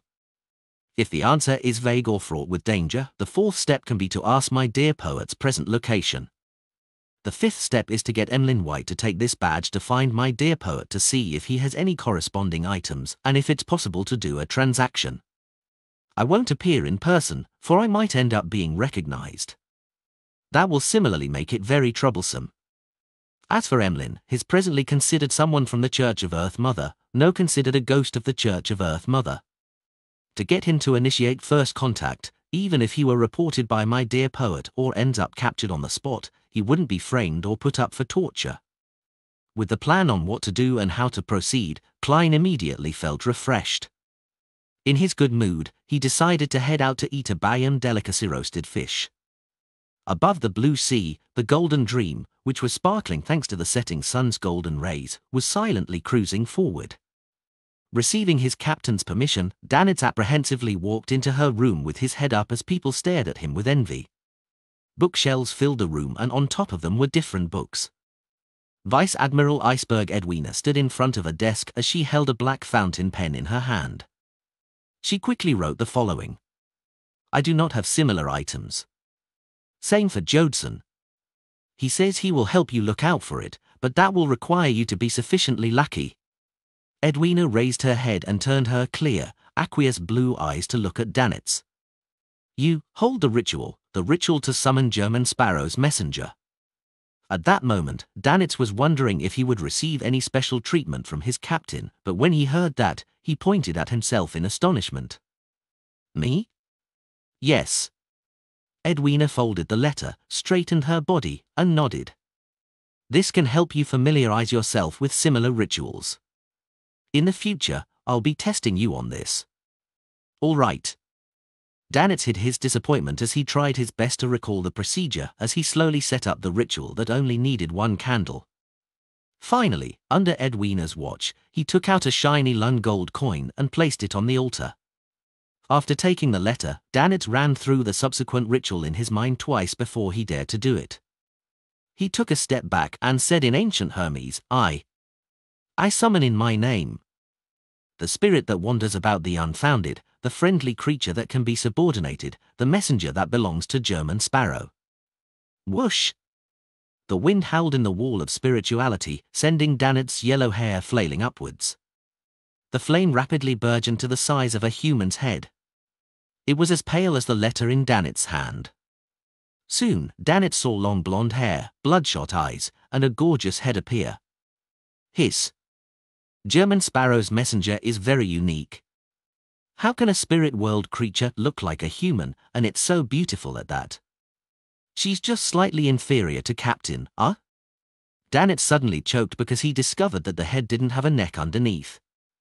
Furthermore, it was held up by a pigtail with a hand. He looked in a daze as one head after another appeared. He saw the headless figure dressed in a complicated dress appear before him. She's indeed a creature from the spirit world. He felt ashamed for having those thoughts. Taking a deep breath, Danitz hurriedly handed over the letter and saw one of the beautiful heads open its mouth to bite at it with pearly white teeth. At this moment, Rionette Tinker's other head bit on the gold coin on the altar. However, she didn't immediately leave. The 4 bloodshot eyes on other 2 heads darted towards Edwina Edwards, who was outside the wall of spirituality. She sized her up a few times. Edwina felt herself being observed, and it made it impossible to contain the horror that ensued. Rionette Tinker retracted her gaze as her body turned illusory, fusing into the white candlelight. The flame lit up again as the colors spread outwards. Everything had restored to normal. Just as Danitz removed the wall of spirituality, he heard his captain say in a deep voice, "That's not an ordinary creature from the spirit world." Not an ordinary creature from the spirit world? Danitz was stunned. He knew that his captain's profession was a researcher of spirit world creatures. If she said it wasn't ordinary, it definitely wasn't one. It was far more extraordinary than ordinary. German Sparrow really is a man with many secrets. Danitz reflected. Backlund, Sherwood Borough. Force mustered every fiber in her body before she triumphed over the laziness brought from the fireplace. She switched to a thick dark blue cotton dress, wrapped a light grey scarf around her, and wore a warm lady's hat. In the not-too-cold temperatures, aside from the cold that seeped into her bones thanks to the prevailing fog, she took a carriage to William Street. She took in the cold air and told herself that this was a common excursion for an author to gather material outside. There was no need for her to be nervous or appear abnormal. Taking a few steps forward, Force entered a coffee shop and sat by the window. As she drank the thick, warm liquid, she observed the pedestrians and the houses across the road. There's nothing abnormal. There's no fighting or theft at all. This is a place where the rich live, so the security is much better than East Borough. I can still see someone from Faysac. He's really tall and muscular, like a bear. He also has companions. Are those people from Inties? They really wear exaggerated clothes, it's like they're acting in a play. Backlund is indeed the capital of capitals. I can meet many foreigners here. Force gradually forgot her goal and opened up a notebook to record down material for her novel. After she finished her coffee, she circled the street and left after finding nothing peculiar. She planned to come again on Thursday. After taking Edwina's reply letter from Rionette Tinker's hands, Klein watched as the messenger vanished, confirming that she hadn't asked for an additional gold coin. From the looks of it, using a gold coin as a ritual material works. He smiled, feeling pleased with himself as he opened the letter. His chapter is updated by November, being.co/m. With a fruitless answer, he planned on going out to walk the streets to find a chance to engage in true acting so as to conclude the principles. At this moment, he heard knocking at the door. It was Captain Elland. Klein silently opened the door and said, "I was just about to look for you." Ellen chuckled and said, "There's no need. As long as you register a place with your identity, I'll be able to know where you are staying. The Governor General's office and the military have quite good control on the inns after all." Klein nodded without a word. Ellen turned his body halfway and pointed at the corridor. "I'll bring you to see someone. The White Agate is about to return to Pritz Harbor. If you need help or have any information to provide, you can find him. We're often generous when it comes to payment." This was what Klein had previously mentioned to him before. "All right." Klein reached out to the coat rack. After wearing his coat, Ellen led him straight to the Amiry's Leaf Bar and to a corner inside. In the basement of the Amiry's Leaf Bar, Werntung Mitherking looked at strongman Azil opposite him and asked, "Have you gathered the recent intel about Blazing Danitz?" "Yes," Azil said with a smile. "Last week, Blue Eyes Meath saw Blazing Danitz with an unknown adventurer."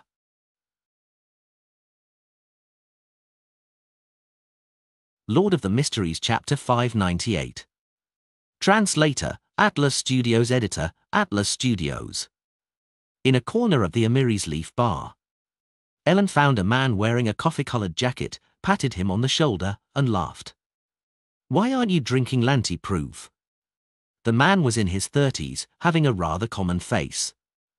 It was obvious that he had Lund blood running through his veins. He had brown hair and eyes, with a somewhat high nose bridge. His tipsy appearance instantly vanished as his eyes turned sharp. He swept a glance at Ellen and Klein before his eyes turned turbid again. He said, sounding completely intoxicated, "I've already drunk. I'm drinking Zaha to lessen the effects of the alcohol." Zaha was a locally produced malt beer. It was cheap and tasted quite good. Ellen chuckled and pointed at Klein. "German Sparrow." Then, he introduced the man to Klein, Ounce Kent. "You can call him Kent. Chat amongst yourselves. I'll have to return to make preparations. I'll be setting off early, tomorrow morning. Updated from no/v/e/pound.in.co/m. He waved his hand and left without any hesitation. Klein pulled over a nearby chair and sat down. He didn't get any alcohol as he expressionlessly looked at Ounce Kent. The staring made Kent feel extremely uncomfortable as he downed a mouthful of Zaha and said, "Find me if there's anything in the future. You'll be paid as long as you provide any intel of value, or if you help us do certain things." He wasn't worried that the drunkards around them would hear their conversation, as many gangs and pirate crews would say the same thing. The words used to rope in informants were usually the same. "All right." Klein had the strong urge to ask if he could be reimbursed for dressing up as Helen to assassinate Vice Admiral Aylment, despite it being paid by Danitz. However, it was just a thought. Ounce Kent chuckled while appearing completely drunk. "I heard Ellen mention some things about you, but I have to remind you that one shouldn't be too crazy out at sea. You need to take note and try your best not to provoke the pirates. What I mean is to not fight them head-on.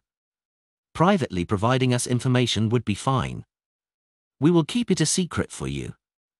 This time, he had clearly suppressed his voice. Seeing no response from German Sparrow, he added, "Pirates wouldn't bother with any chivalrous code, nor will they abide by the kingdom's laws and rules. Burp.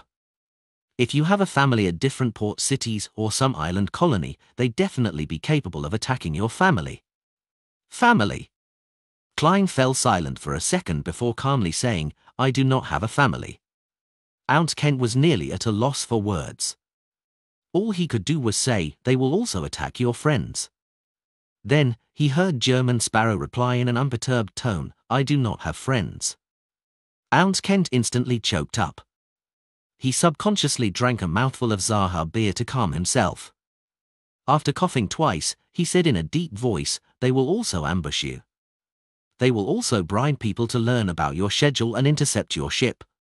At sea, a single person's strength is often so inconsequential."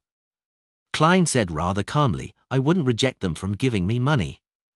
That's basic courtesy." "Giving money?" Ounce Kent was clearly taken aback as he found German Sparrow's words incomprehensible. A few seconds later, he realized that the man was treating pirates as mobile bounties. He drank mouthful after mouthful of beer, momentarily at a loss for words. In the basement of the Amiri's Leaf Bar.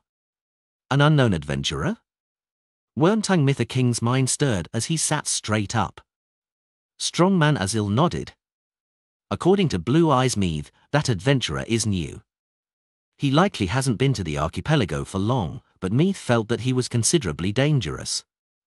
Considerably dangerous? Could he be the person who killed Steele Mavetti and company with blazing danets? Could he be the person who disguised himself as Helen to attack Captain?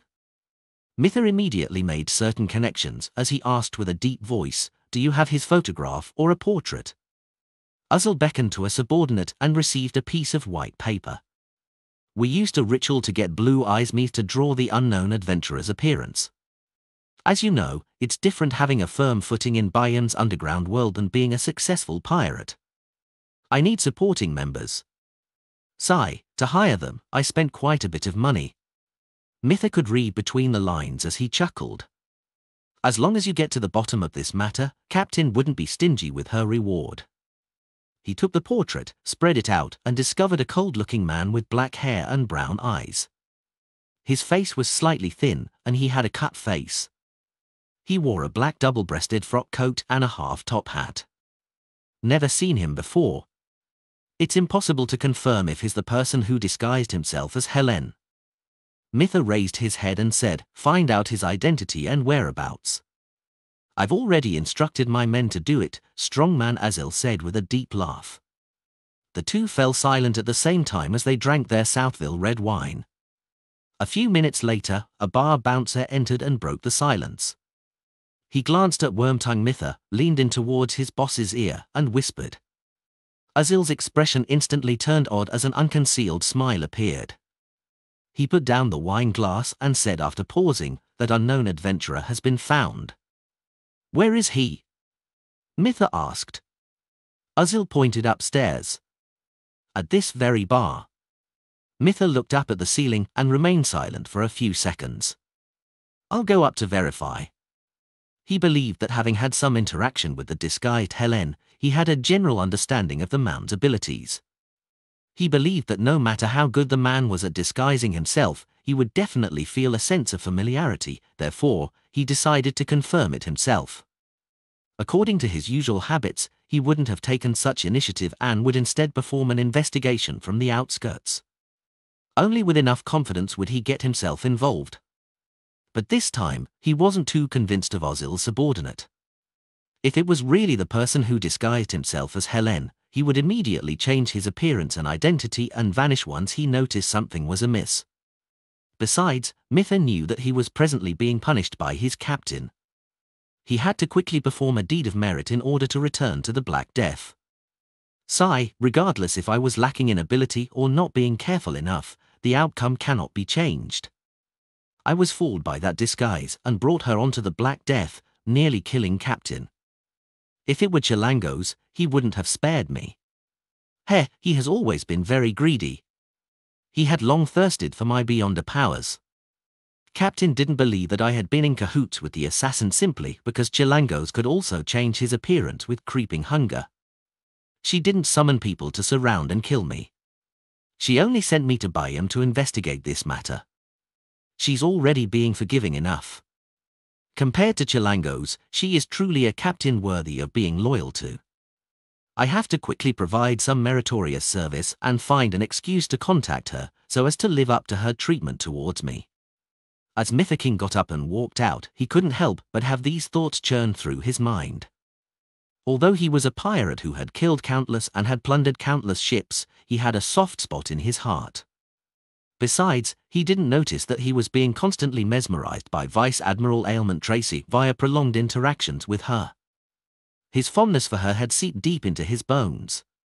Even if Ailment Maiden didn't have helpers, he wouldn't have resisted, kneeling down and kissing her toes at her behest.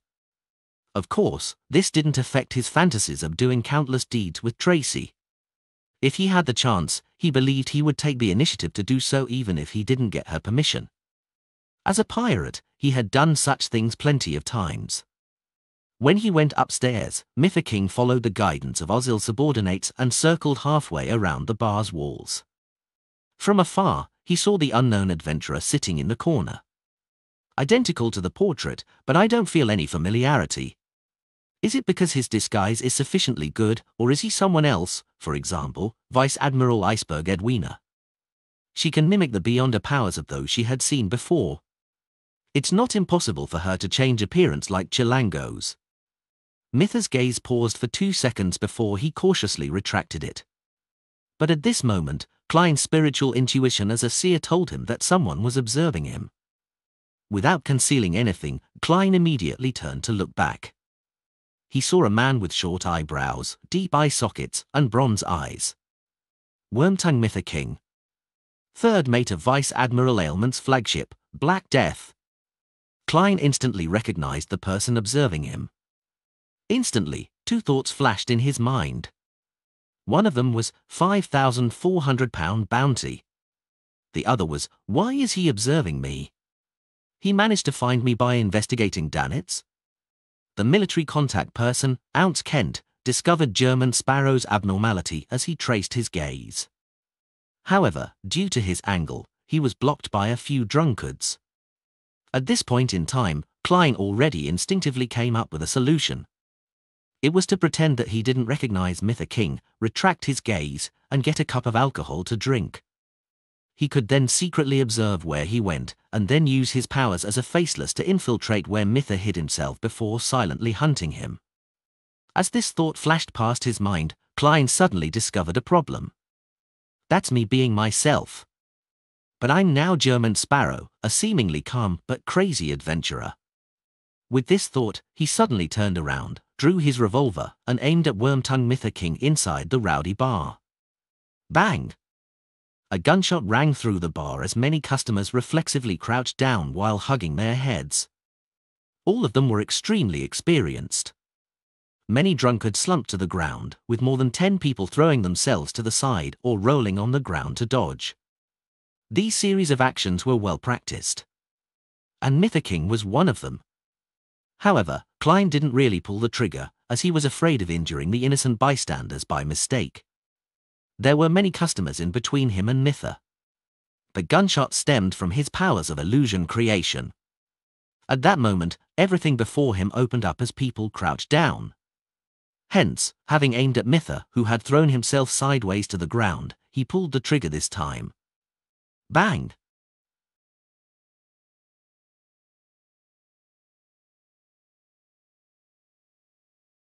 Lord of the Mysteries Chapter 599. Translator, Atlas Studios. Editor, Atlas Studios. Bang! The brass bullet traversed past half the bar, flying straight for Wormtongue Mitha King's body. But just as it was about to hit him, Mitha's brown eyes suddenly turned dark. The bullet made a turn, and its trajectory was thrown upward slightly as it accurately hit a glass cup filled with golden beer. Amidst a loud noise, the glass instantly shattered, splashing beer everywhere. At the same time, Mitha grabbed a cup from a customer, extended his arm, and threw it at Klein. What's the point of that? Klein only dodged slightly to allow the glass cup to miss him, shattering onto the wall.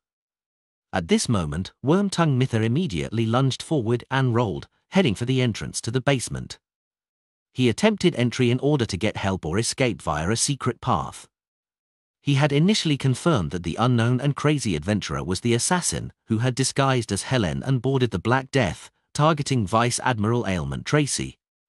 Furthermore, his series of actions, which had nearly succeeded, told him that in a one-on-one situation, he wasn't a match for him. This was a powerhouse at the Pirate Admiral level. Tap! Tap! Tap! Klein quickly chased after Wormtongue Mitha. He was fast and agile. Despite being inside the chaotic bar, he didn't step onto anyone. Seeing that the bouncers in the basement were coming with revolvers in hand and how Mitha King was about to enter the basement with bouncers in the bar approaching, Klein didn't hesitate. He suddenly clenched his left hand. The black glove was instantly covered with dense dark golden scales. His dark brown irises turned pale and became vertical. Right on the heels of that, an invisible wave surged outwards with him as its epicenter. In the areas where the wave passed, the customers who were holding their heads down turned limp or trembled. The military contact, Ounce Kent, also clearly lost his sense of reason, as though he had encountered the most terrifying thing in the world. All he wanted to do was to escape. The bouncers who had approached were no different.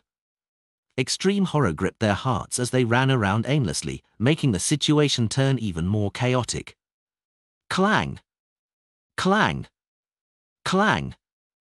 The bouncers in the basement threw away their weapons, either running to a corner and shrinking into a ball, or they were trembling on the spot, their crotches rapidly turning moist. Wormtongue Mither felt as though he was struck by lightning. In his fear, he began running in circles at the entrance. This was a psychiatrist's, or also known as Dragon's Might or Mass Chaos. This was Klein's only crowd control beyond a power. At this moment, Klein's rapidly approaching figure didn't stop. In a few steps, he had arrived beside Mither. In that instant, a scene suddenly surfaced in his mind. Mither, who looked to be lost in extreme horror, suddenly raised his head and swung his right fist over, aiming straight for Klein's head. Without any thought, Klein fully trusted his clown's intuition for danger. He immediately bent down and turned his body sideways. Almost at the same time, Wormtongue Mither suddenly raised his head. His brown eyes were dark and clear, without any sense of muddle-headedness. At some moment in time, he had shaken off the effects of Dragon's Might. This was something that exceeded Klein's expectations. Bang! Mither's muscles bulged as he bent his back and threw a punch that resembled a cannonball. However, he didn't hit his expected target and instead hit the wall of the entrance. Creak! The spot where his fist connected threw up pulverized bricks. Quickly, a huge hole that seemed to be covered in a spiderweb appeared. The entire bar seemed to shake. The power of the punch was far stronger than a revolver's bullet.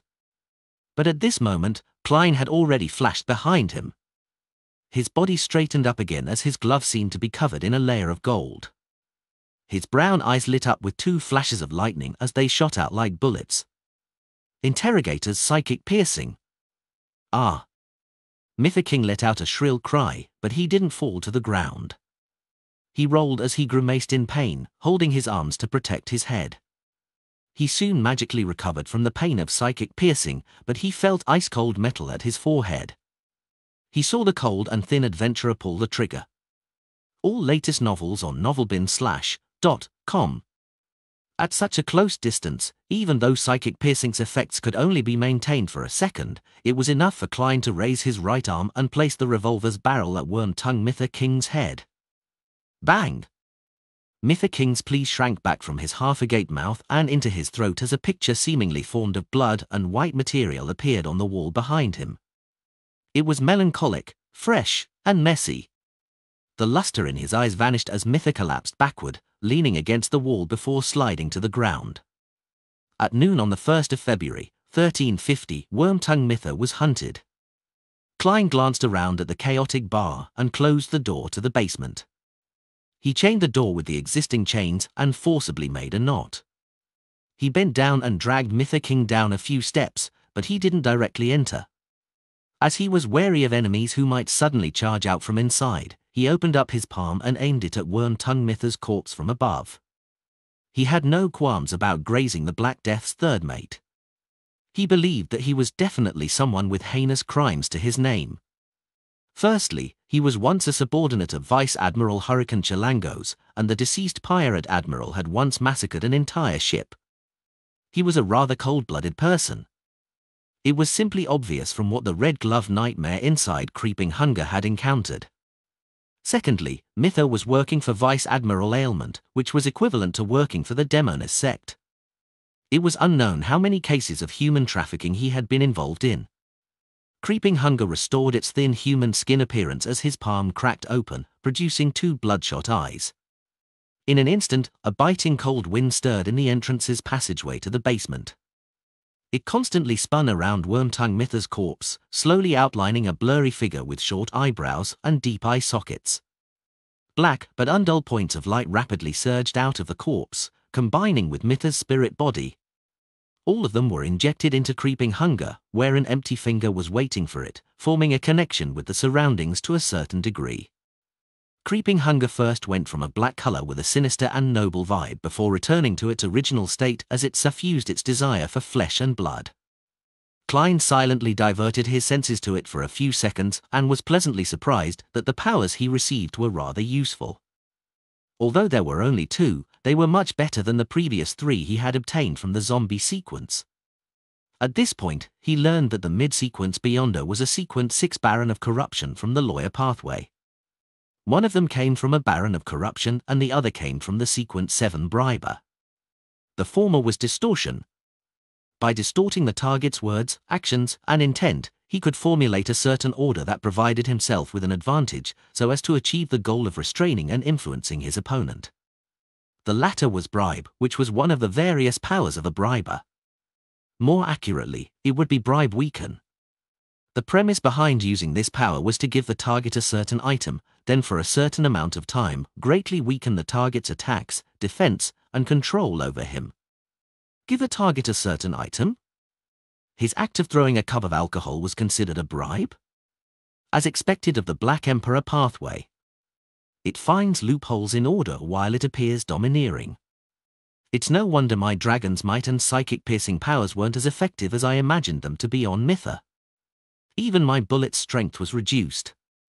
I thought that shot would have blown his entire head up. Klein came to a realization. At the same time, he understood why he had involuntarily flown towards the Black Emperor where King of the 5 Seas, Nast, was. It was because Nast had distorted his intent to proceed forward, making it impossible for him to stop. Not bad at all. Klein lowered his head to steal a glance at Wormtongue Mytha's corpse before he went down to the basement. He was trying to find some food for Creeping Hunger. It was unknown whether it had to do with him throwing Creeping Hunger above the grey fog repeatedly, but Creeping Hunger wasn't as crazy anymore.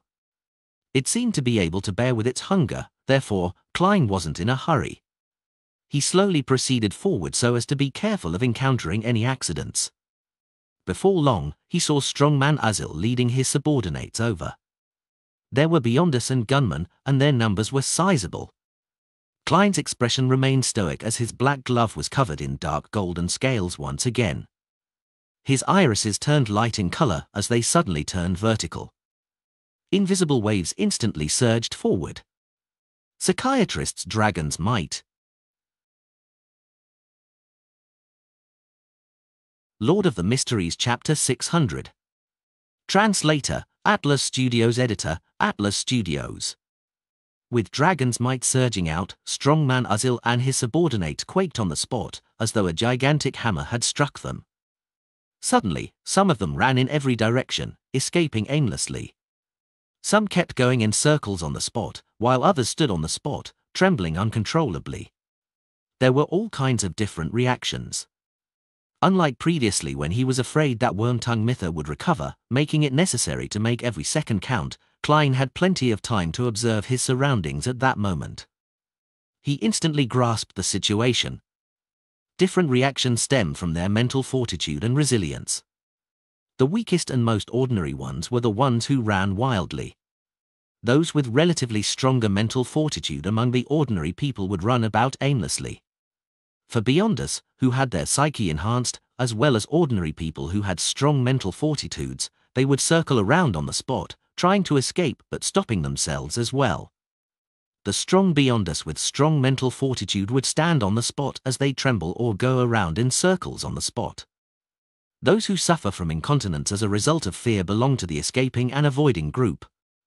Klein swept his gaze and was about to raise his gun to shoot, making the enemies who could threaten him lose the ability to do combat. At this moment, he discovered that a man who had been trembling on the spot had recovered the clarity in his eyes. He was about to escape the influence of awe. As for the others, they were also showing symptoms of recovering.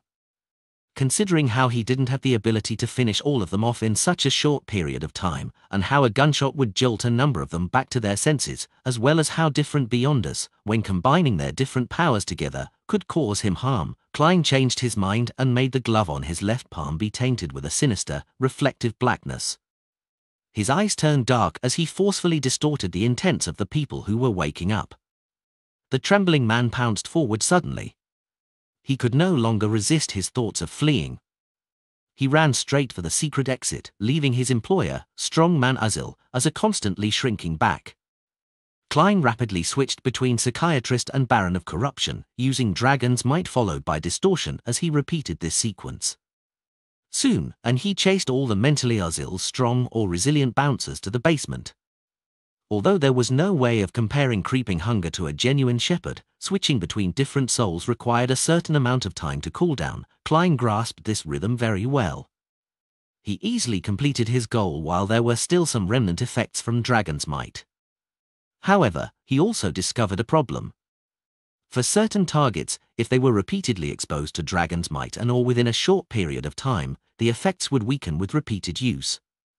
Of course, most of strongman Azil's subordinates were already slumped on the ground after repeatedly being hit by dragon's might. They were pissing and defecating themselves, emitting a stench.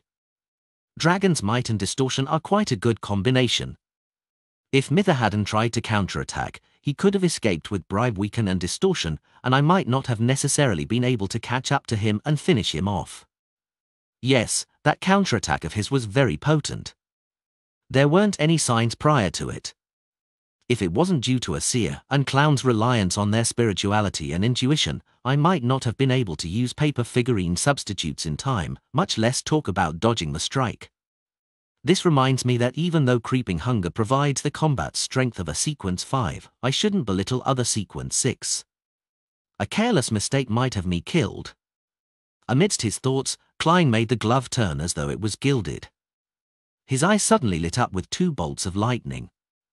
Strongman Azil immediately cried out in pain as he couldn't bear it anymore. He crashed to the ground like a toppling mountain peak. He held his head as he struggled in pain like a catfish that had just been caught. Unfortunately, I don't have Beyonder powers that can perform an area of effect attack. Otherwise, I'd be able to keep the other Beyonders back. I remember that there's a lightning storm in the Sea King's domain. However, such charms are of too high a level. It exceeds the realm of my knowledge. Klein swept his gaze across all the goons before unhurriedly walking to the basement. This place was originally a market, but with everyone fleeing, it was empty. Dressed in his double-breasted frock coat, Klein pulled a chair out from behind a stall. He placed it before Azil and leisurely sat down. He leaned forward as he observed the boss of the Amiri's Leaf Bar without a word.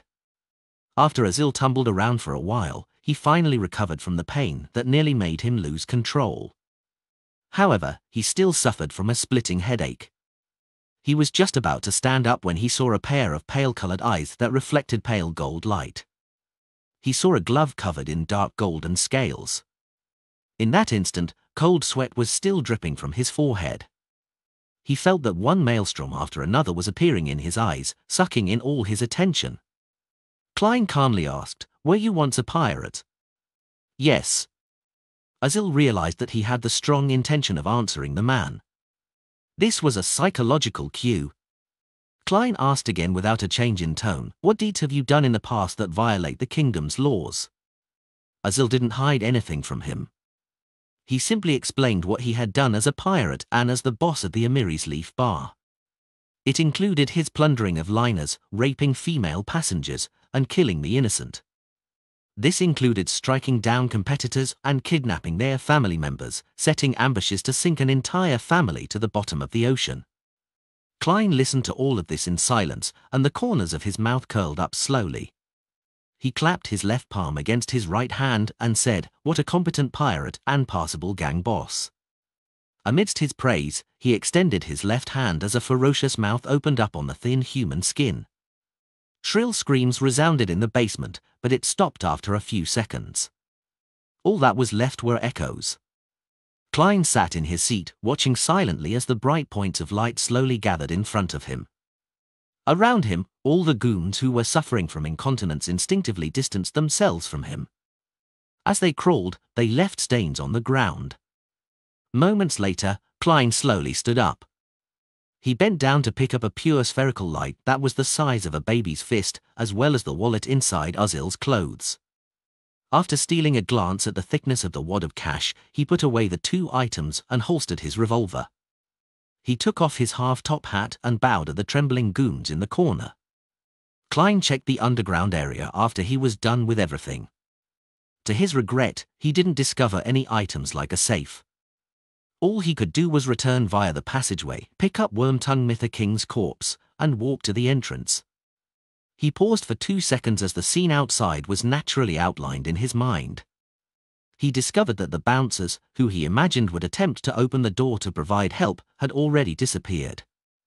The dragon's might from just now made them realize that it's a battle between Beyonders, so they retreated? As expected of a region where pirates are everywhere. Some ordinary people still have a chance of understanding about Beyonders. It seems such matters happen often here. Some fugitive suddenly gets arrested by the mandated punishers. Klein undid the metal chains and reached for Mytha King's pocket in passing and took his cash. He held back the urge to count his earnings as he burned a paper figurine and threw it outside before opening the door to the entrance. He then walked out with Mytha's corpse. At this moment, most of the customers in the bar were gone. There were only about 8 people hiding in different spots to await the outcome. Klein surveyed the area without any expression as he saw gazes frantically retract. The only person who dared to look at him head-on was Ounce Kent. He was frowning as he watched German Sparrow carry a corpse over slowly. Bang! The corpse flew in front of him, smashing over a table. Ounce Kent focused his gaze as his pupils instantly contracted. Wormtongue Mytha King.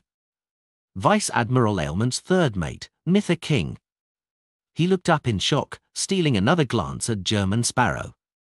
Klein revealed a faint smile. Remember my bounty.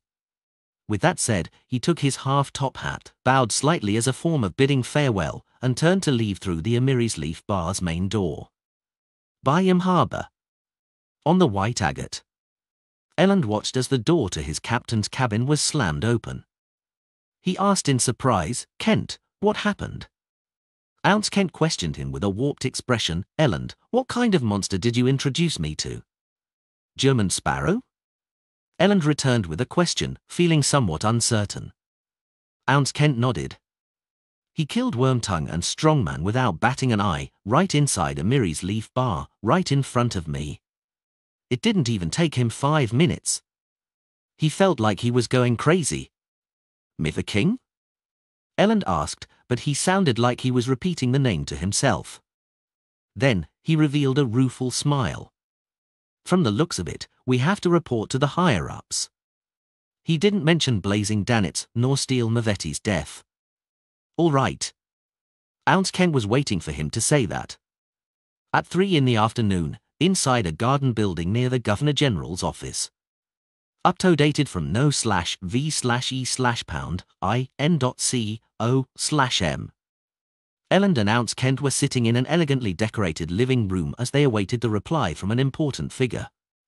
After an unknown amount of time, a young man with neatly combed back blonde hair walked down the staircase and said to the two, "The General says that since he temporarily doesn't show any animosity, we should honor the agreement and continue our cooperation from before. However, we must be careful.